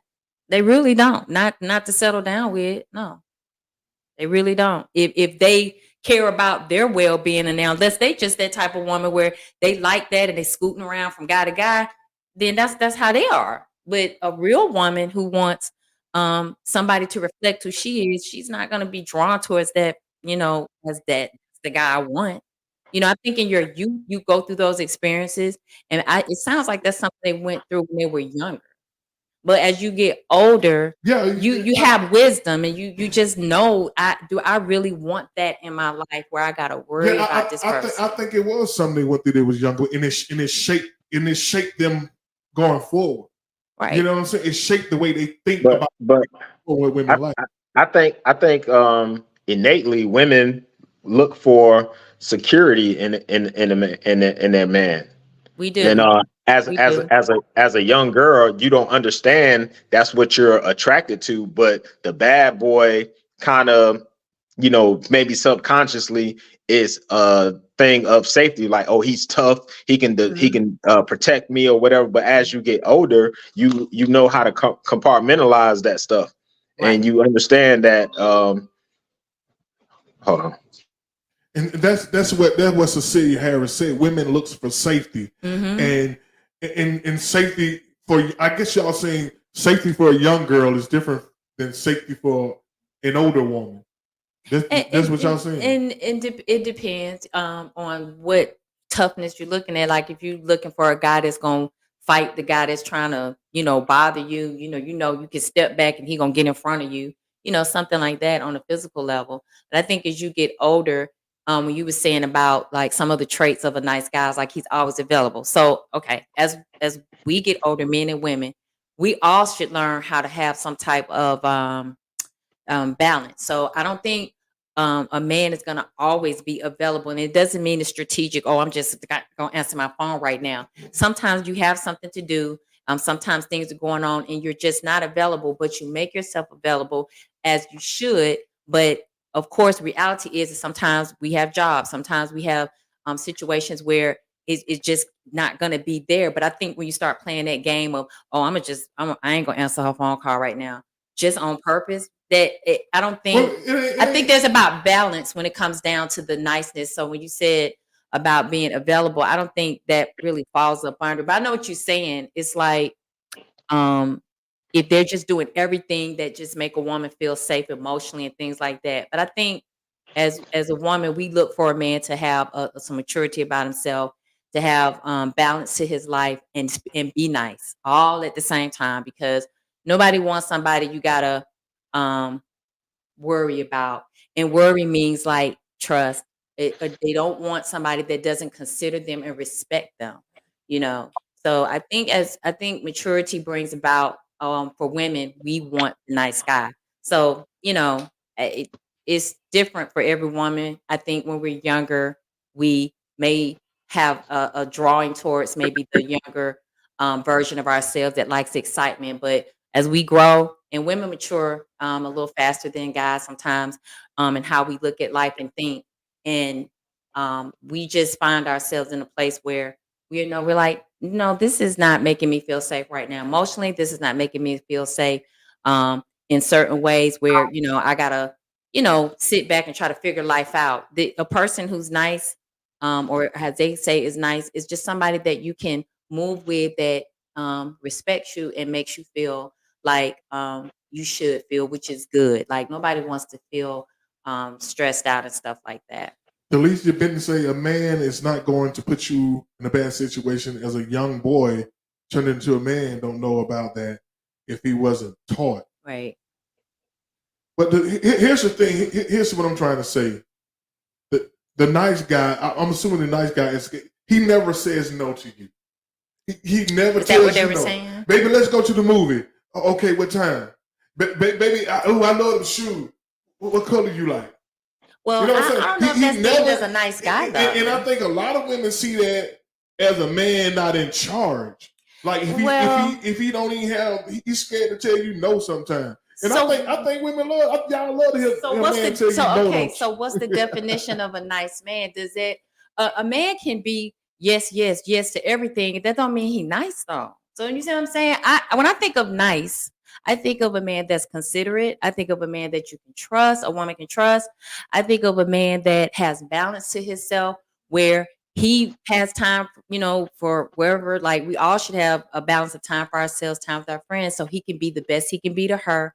I don't think being a yes man it necessarily makes you a nice man. You see what I'm saying? So I think the definition of nice, you gotta look at like a mature nice. Like you want somebody that is respectful, and because nice is a lot of good things fall up under the label of nice. It doesn't mean you a yes man, like, oh, yes to everything. To me, that's just something else. So, but that's what I'm talking about. I guess that's the definition of a nice guy. In your mind? He always aiming to please you. So it's okay to want to please somebody, but that doesn't mean you're nice because you say yes to everything. Because that yes could mean you scared you're going to lose them. And so, let me make sure I do all this. No, that doesn't necessarily mean you're a nice person or a nice man. And y'all don't like it. No, like I said, my definition of a nice man is somebody who's respectful, considerate. He has balance in his life, and he knows how to be with a woman where she feels safe, and they can still have fun together. Nice people can have lots of fun. So I promise you. So it don't have to be like, oh, nice guys are just I can expect him to always do this and that. I'll put you this way. If you go to a restaurant and you eat a dish and you like it, and then you go and then you say, oh, I like that dish, and then you go back again next week and it tastes good. You go a few more times, and then you go like maybe an 8th or 9th time, and the first time it don't taste right, you're like, ooh, who in the kitchen? Ooh, this don't taste good, because it's not consistent. You sometimes you run a Chick-fil-A because every time you go, that sandwich gonna taste the same every time. It doesn't mean that it's not exciting to eat that sandwich. It's just, I know it's consistent, and nice people usually are considerate and they're consistent. It doesn't mean that they're always available. Nobody is always available unless something's wrong with them, and they scared they're gonna lose you, so they just start acting like, oh, let me drop everything so I can. No, reality is, if you're mature, you're gonna say, baby, I'll get back to you. I gotta handle this right quick, but I'll see you in a little bit. I think the definition of nice is just not probably being understood. I mean, you can buy flowers and do things and stuff. Unfortunately, a lot of women figure that out at an older age. Yeah, of course. I've talked to some. They be thinking back on guys they dated in high school or when they was in their early 20s, and they're like, darn, that's the whole point, Jennifer. That's the whole point. By that time, y'all don't treated so many good guys so bad. Y'all don't dish so many good guys. Y'all don't turn them to bad guys. But I don't fall into the category. Because the bad guys, that's my point. Y'all wait till y'all get dogged out, and then you want to get what's best for you. Well, see, that's what I'm saying. That's the whole point. Well, I understand. I understand that. And you're right. I'm not going to disagree with you. You're right. Some women love that. I'm not talking about you personally. I'm just saying. Right. Yes. Let's be clear about that. But the thing is that, yes, you're correct. There are a lot of women, they have that desire for that type of guy when they're younger. And then they do sit back and they be like, damn, I thought I've been ran through and messed over emotionally by like 5, 6 different men. I'm looking back at so-and-so like, dang, he was nice. I should have just let him be my high school sweetheart and beyond. But I think, and I'm not going to change the subject, but it can go both ways though. But that's not how life works. That's not how life worked though. I mean, because what's for you is for you. So if you were supposed to be with that guy, you would have been with that guy. True, I agree with that. So maybe you weren't at the point in your life where you deserved that guy because you attract who you are. So if you said earlier. At a point in your life, if you ain't shit, you're gonna keep attracting ain't shit dudes, and vice versa. And that was my point that I said earlier. I think when we're young, right? We all at different points spiritually, and mentally from our experiences, how we grew up. You know, sometimes we can't help it. We may have seen stuff growing up, so we attract certain people until we change our minds, until we renew it, and understand that we don't have to live out of our subconscious mind of what we were, inundated with as a kid. But the thing is that when you're young, you can make decisions and move by what you're drawn to. And I cannot say I was drawn to wanting to be with guys that were deemed as bad boys. I just wasn't. Like I said, some approached me and I just remember, their thing was, oh, I just want a sweet girl and you so sweet and all this stuff. And I'm just thinking, yeah, but I don't know. I don't know if I'm gonna fit who you are. You know what I'm saying? Like, or you fit who I am. Maybe I'm good for you, but I may feel that you're not good for me because we're not in the same spirit. It doesn't mean I was saying there was a bad person for life, but at that time it was like I'm not drawn to that. So, and if you're in the age group that most of us are in, we probably grew up. I know I can only speak for me, but I'm pretty sure it's for a lot of people our age. Like my parents didn't talk. My dad didn't talk to me and my brother about sex and shit like that. You know what I'm saying? I learned everything I knew by trial and error. That's why I fucked up so much when I was damn young. You know what I'm saying? That's why I'm not repeating that pattern with my sons. We talk about everything. You know what I'm saying? So I think that was a detriment because maybe I wouldn't have gotten some of the situation I got in if my dad would have talked to me about that stuff. But that was taboo in our community to, as far as, talking about sex and stuff like that, because our parents were so religious and in the church, and it was just taboo not to talk about that stuff. Right. So my parents didn't talk about it either. Like they said a couple of things. Like my mom didn't. I put it to you this way: my mom didn't really have a talk with me because she knew me, so it was like we didn't have to have the talk. But now my dad, he had one strong talk with me. Oh my God, I'm gonna put my dad out there. So, but he had one strong talk with me. I was in the kitchen with him. I was in high school, and he just the phone was ringing, and he was like, "All these boys calling you." And then I was like, "But Daddy, it's not like that." And he said, "Let me just tell you this: all men want is one thing." And he grabbed his crotch. He said, "That's all they want." And he didn't have to tell me that, but I appreciated him telling me that because at that time of my life, I was like, I'm not trying to go there anyway. But it was just something that I would say was my little piece of my parent, trying to let me know that this is what it is. It wasn't nothing extravagant. It was just one little thing. And that stuck with me to this point where I can remember it to this day, like vividly. And I knew what he was saying. Just be careful because, maybe at that time being in high school, it's like that's all boys want at that time anyway. Grow up some. So, we didn't have all the talks, but they said enough. My dad did. Yeah. So this question. Go ahead, Jamal. No, I was just saying, lucky you. Yes. So this question, it's gonna lead right into the next question. Does the older generation have less an effect on the younger generation? And coming out of that, like, are kids even listen to their parents and like the older people telling them how to be as a young woman or a young man? You know what I'm saying? Nope. Do they even listen to the older generation? You probably have a small percentage of it, but now these kids nowadays they have so much access to information that what you are saying is not deemed truth because they got TikTok, they got Snapchat, they Yeah. got all kind of access that we didn't have. So Right. you may tell them something that is that is good for them and they need to hear, but they hearing 3,000 other things that go against what you just said. So this generation is forging their own path, whether it's to their detriment or not. I call it skiing uphill, but I trust me. My teenagers in the house, boy, they swear they got all the sense, and I be like, all right. I say y'all gonna slide down that damn razor blade in the alcohol river, and it's just gonna be it. Wow. That ain't gonna be nice. Yeah, I think that it's that the older generation is less effective, and my reasoning aligns some of what you're saying, and also too is that we're so saturated with all the stuff we see on social media that um the ones of us that are older and ones that are older than us, we're feeding into it too.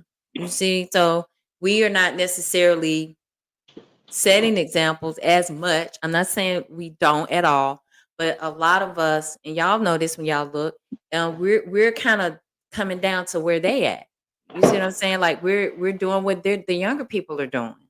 So if you're doing that, then where are the set of people that says, baby, you shouldn't do this, and this is the way you should do that, and stuff like that. I mean, it's almost like it's a merging, but the merging is meeting the younger people where they are. All right, Jermaine. Appreciate it, bro.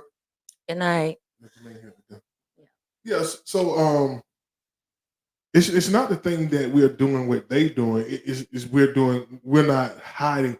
Like our parents, they did adult things, but they didn't allow us to be around Right.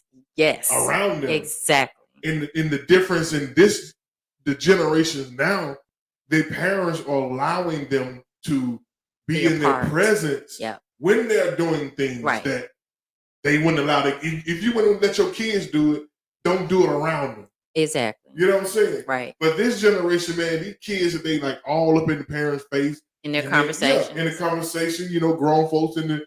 I mean, I'm just gonna talk about some situations that I think happen. Like if grown folks smoking weed, children running around playing around it. Right.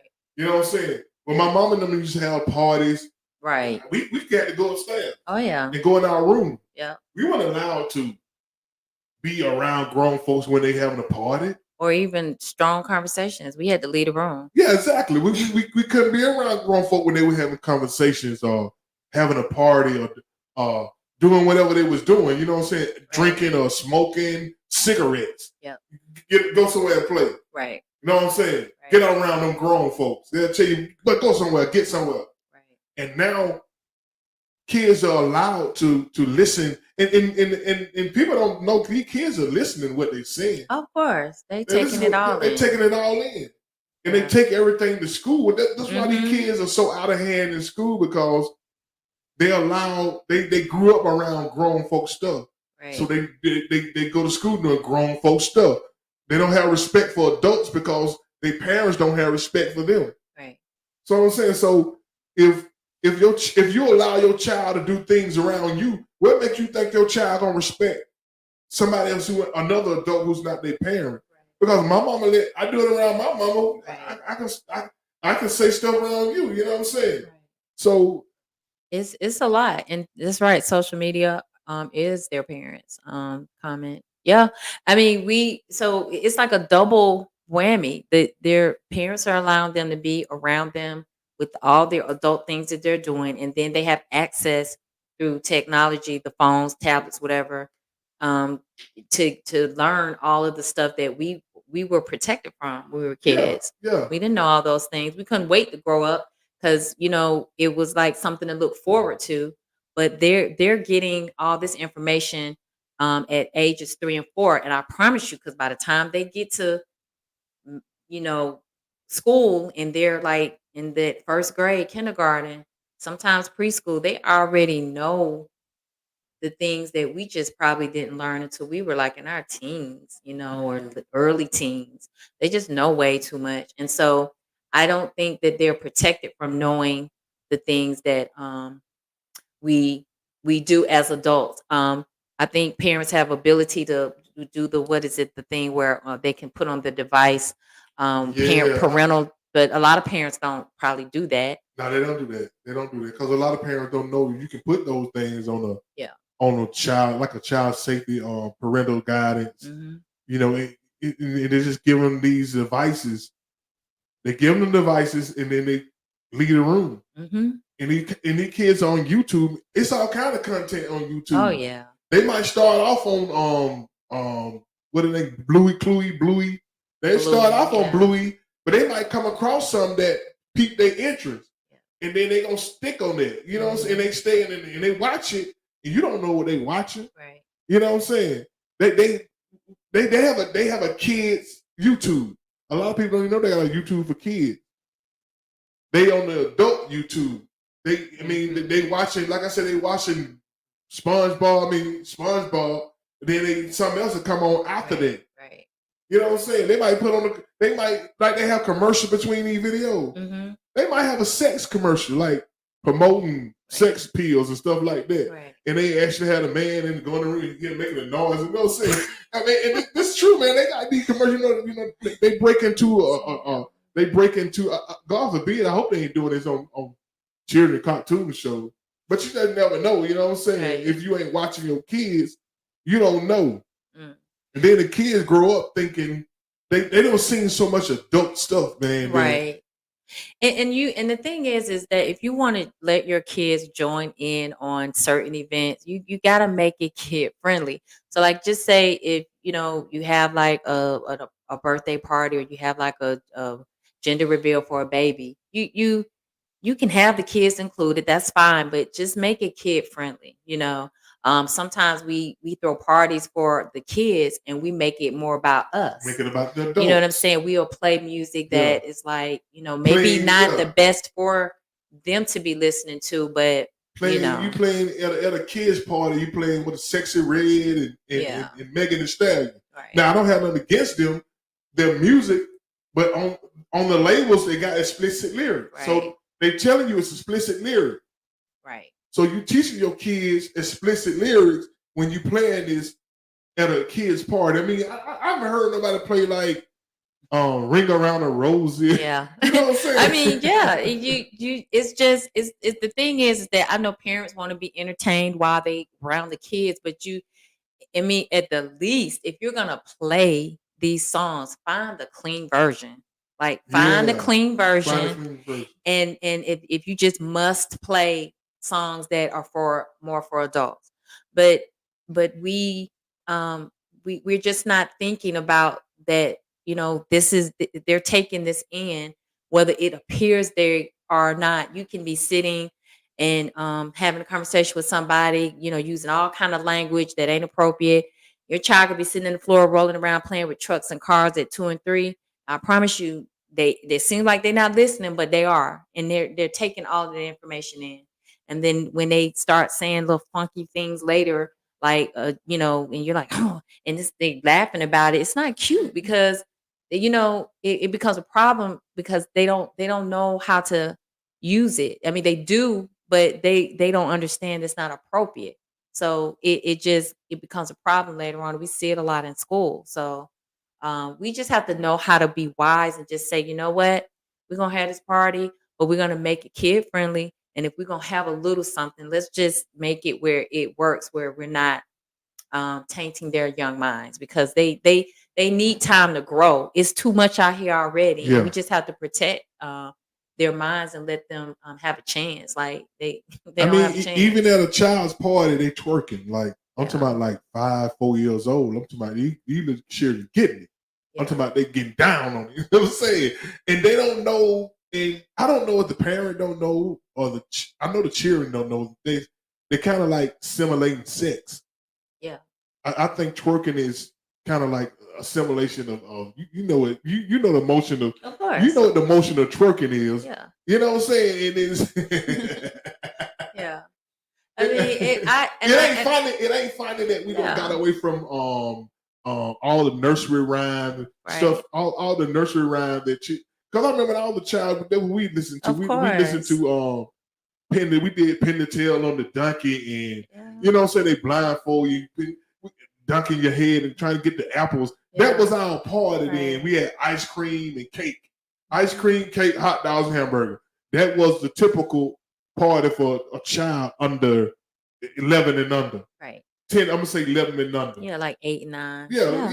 When you like, you know what I'm saying, like 10, like 8, 11, I say 11 and under, you know what I'm saying? Right. That was the typical party where you have balloons, you have a little funny hats on, you blowing a little whistle thing. Those was our those was kids' party then. Now kids' party, man, they playing Cardi B, Cardi Red, Cardi B, and they getting down. And it's a different thing, and it seems like everybody kind of like with it. You know what I'm saying? Ain't nobody saying like, if this, should these kids be listening to this? Right. It's too early for it. Should these kids be dancing to this? Right. And if you try to have a traditional party, they look at you like you lame. Oh yeah. Like I can tell you this now. If with the music that they're listening to in the car with their parents is that type of music, you know, that's the kind of stuff that should be just for adults.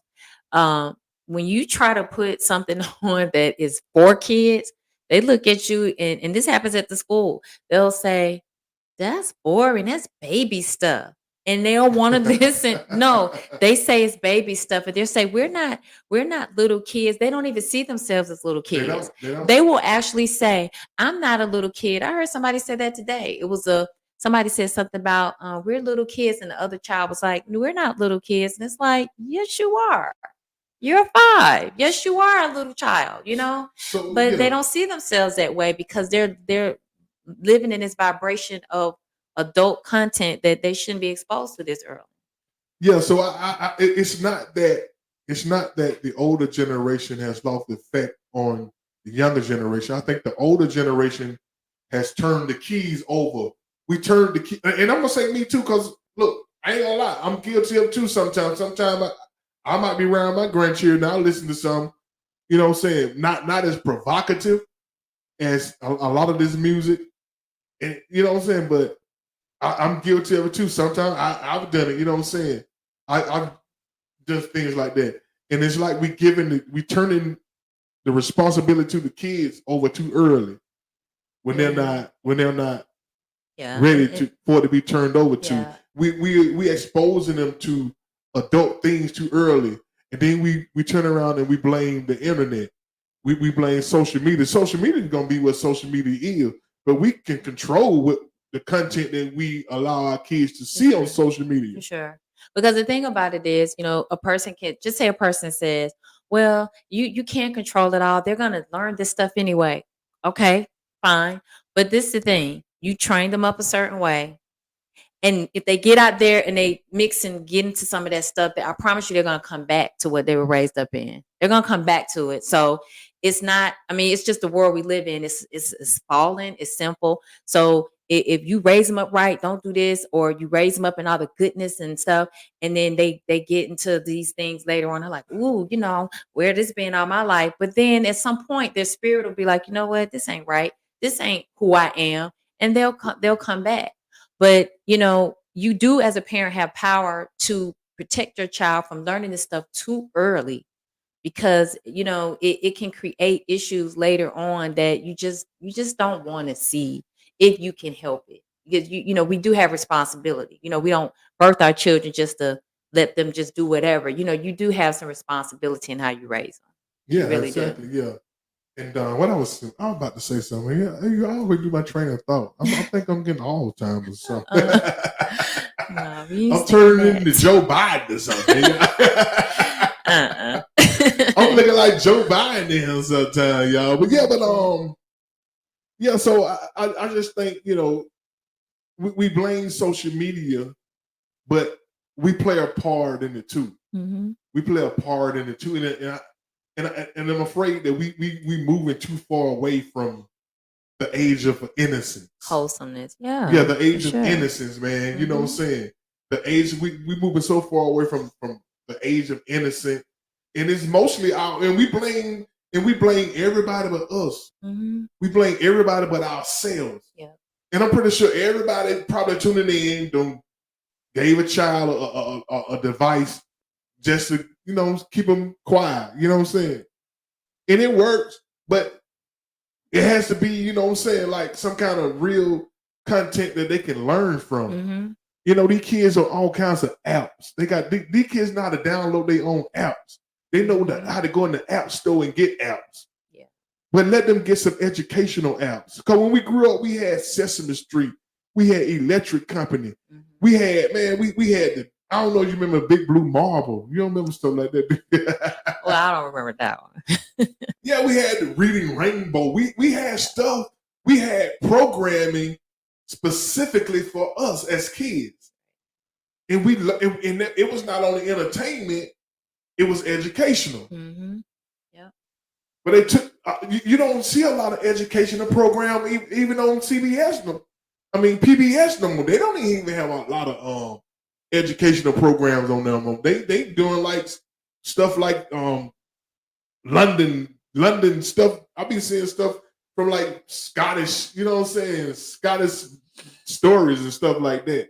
But yeah, we have definitely lost the edge on trying to teach our kids. The younger generation has definitely lost a lot of respect for us. I won't say they lost respect for us. I just don't think they listening to us. Because like you say, we doing what they doing. Mm-hmm. So in front of them.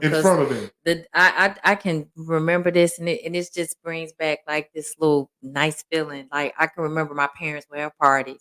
Me and my sisters, we'd be, she'd be like, my mom be like, I'll go upstairs, and we'd be trying to look out the window because they would have outdoor parties, and we would be looking out the window, and we'd be giggling and laughing, like, what they down there doing? They'd be playing cards and, have a little something to drink and, smoking cigarettes and stuff. And it's like, and they played their music, but we were not allowed to be a part of that. We could get some of the little treats, the cookies and stuff, get a little plate, get your plate, eat, and go to bed. They let you get a plate, but you ain't. And that's it. Yeah. As soon as you get that plate, you get on up out of here. Man. You know what I'm saying? That's exactly how my mama party used to be. I used to be trying to peek down the steps and see what's going on down there, and she'll people, but you don't get your in that room. I'm gonna come up there. You know what I'm saying? Yeah. So even when I was a teenager, I couldn't listen to cussing music around my mama. Mm-hmm. Nope. I couldn't listen to cuss. She didn't let me play cussing music. I had to cut it down real low just so I could hear it. You know what I'm saying? She didn't tell me not to play it, but I knew it was disrespectful if she heard it. Right. Because she felt like if she allowed me to listen to that type of music, she condoned me listening to it. Mm-hmm. Right. You know what I'm saying? Even though I was teenager, 17, 18, she knew I was going to listen to that type stuff, but she still kept it to where I knew the respect line. I knew it was a line. Yeah. It was a line that I couldn't cross. Right. You can listen to it, but you better not let me know you listen to it in my house. Right. You know what I'm saying? So even as a teen, man, I still had respect for my mama and the things that she valued. Right. You know what I'm saying? Right. So I think that this generation, I don't know what age group, I'm gonna say the 30s and 40-year-olds, they still in the streets. They still doing a lot of things that teenagers do. Mm-hmm. Smoking weed, drinking, stuff like that. And they ain't knocking nobody, because sometimes I'll be at the park and I'll be drinking. And there be kids out there. So I'm the type of person, y'all, I'm not gonna criticize nobody without criticizing myself. And that's what we have to do. We have to look within ourselves. I have to look within me. You know what I'm saying? I have to look within me. What am I doing wrong? And I think once we all try to take some personal responsibility, we can kind of move back toward where we was. Are we gonna move all the way back to where we was?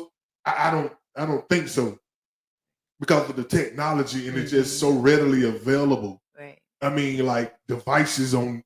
You got a device on your wrist. You got a device, computers. You got cell phones. You got all kinds of devices all over the place. These kids, it's just a part of their life now. Right. Growing up, this is the life they know. And see, they don't have nothing to look forward to because they're getting so much understanding early on, and so they're gonna get bored quick. Yeah. And they're gonna get into more stuff when they get older because they're learning too much too early. And I tell children this, they be like, oh, I can't wait till the first thing I tell them is you're gonna be an adult longer than you're gonna be a child. Enjoy being a child because once you become an adult, you're responsible for a lot of things.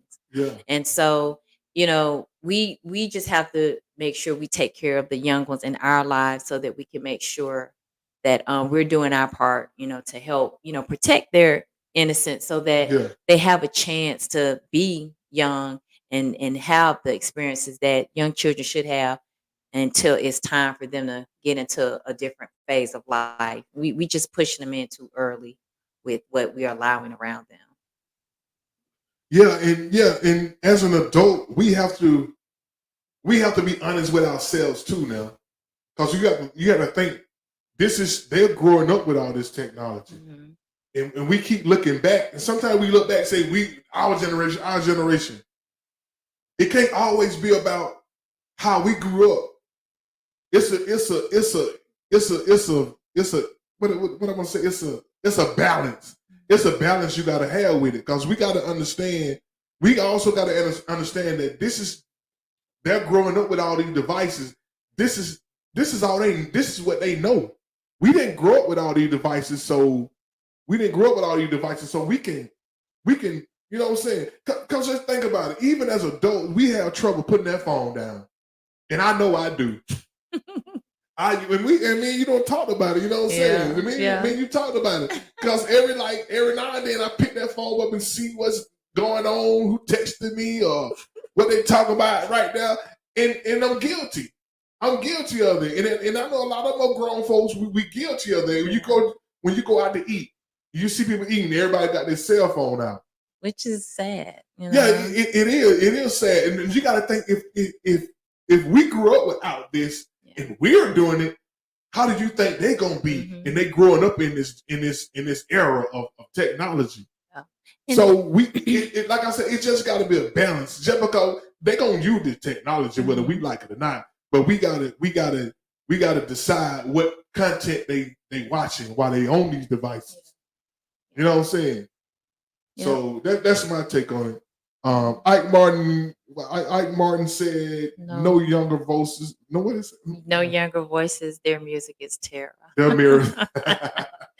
But you know what? It's some good music out there, though, Ike. It just they don't get. I mean, they only display.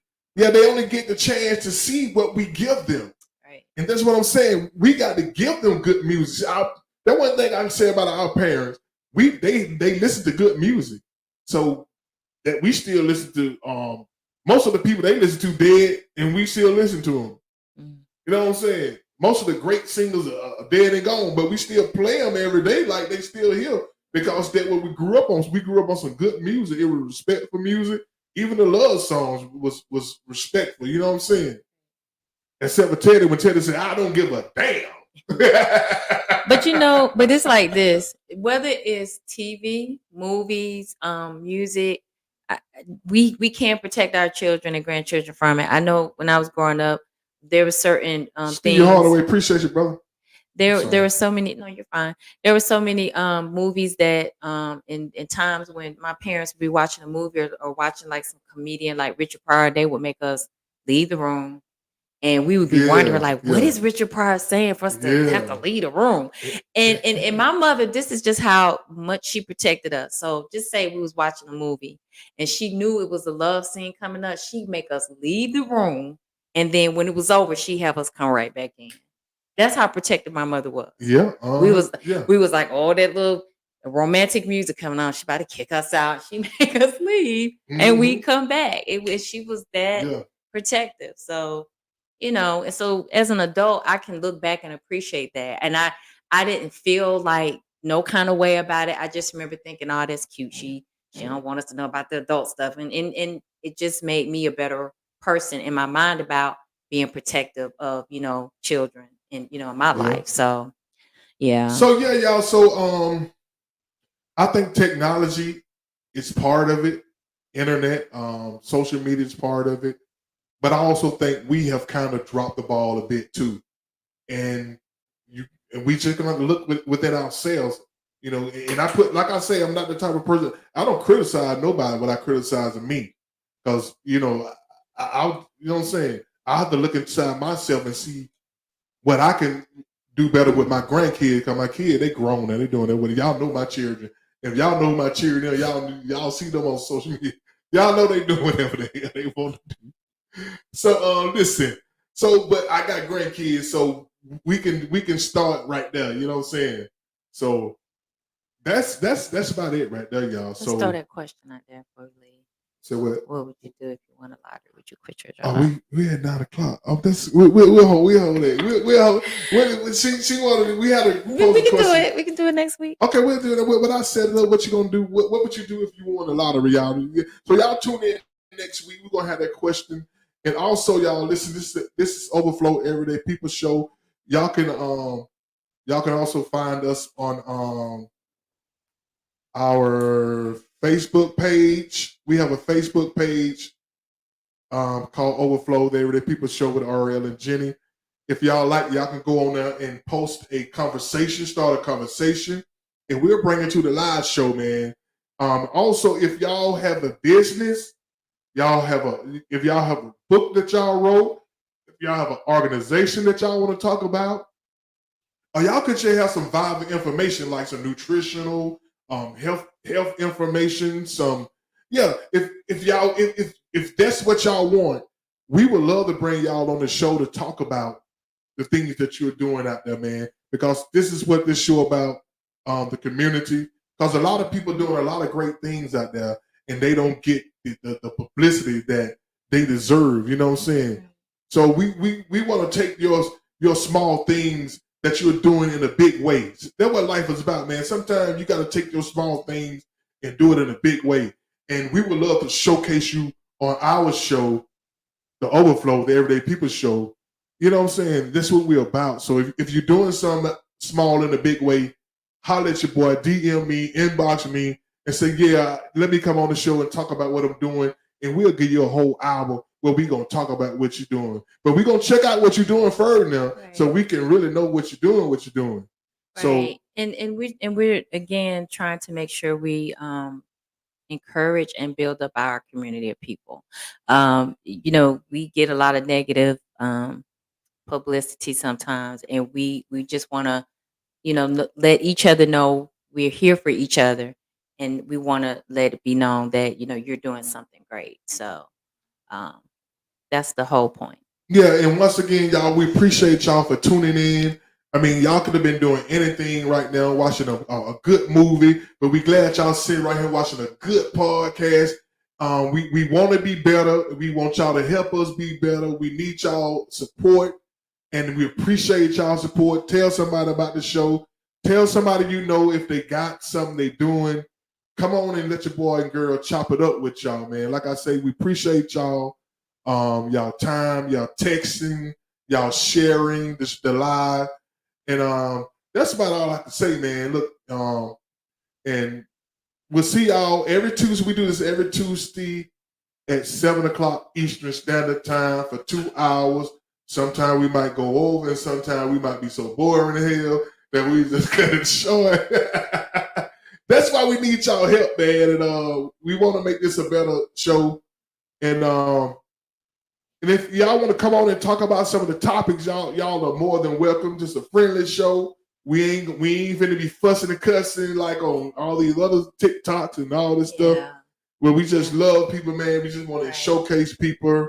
You know, it get a tiny bit heated with the cussing with your boy, with the politics, but yeah, I ain't saying we don't cuss. I'm just saying we don't be cussing at each other. You know what I'm saying? Right. and it's funny. I know it's something that it comes with that particular subject. Politics bring out the beast in some of y'all. Yeah, they say the three things you don't talk about: politics, religion, and your finances. Your money. But ain't that wrong with talking about finances? I think your personal ones. As long as it can help people, because we need to bring people on who can know how to do good credit, and and stuff like course. that. You know, we need to bring. So it's good to talk about. We need to be talking about how you can not only get money but save money. Right. That is the issue right there. Because we make a lot, we make money, but we don't know how to save money. Right. We impulse spending and all that stuff. Right. So we need that in our lives. So if y'all know somebody who can talk about this type of stuff, tell them to inbox me, man. We'll bring them on the show. We'll bring you on the show, talk about whatever you like to talk about. And this is what we do, man. And listen, we appreciate y'all. We love y'all. And tell them, Jenny, there ain't nothing y'all can do ain't about nothing it. y'all can do about it. We give y'all a hand and we out of here. Yes. Bye. Peace.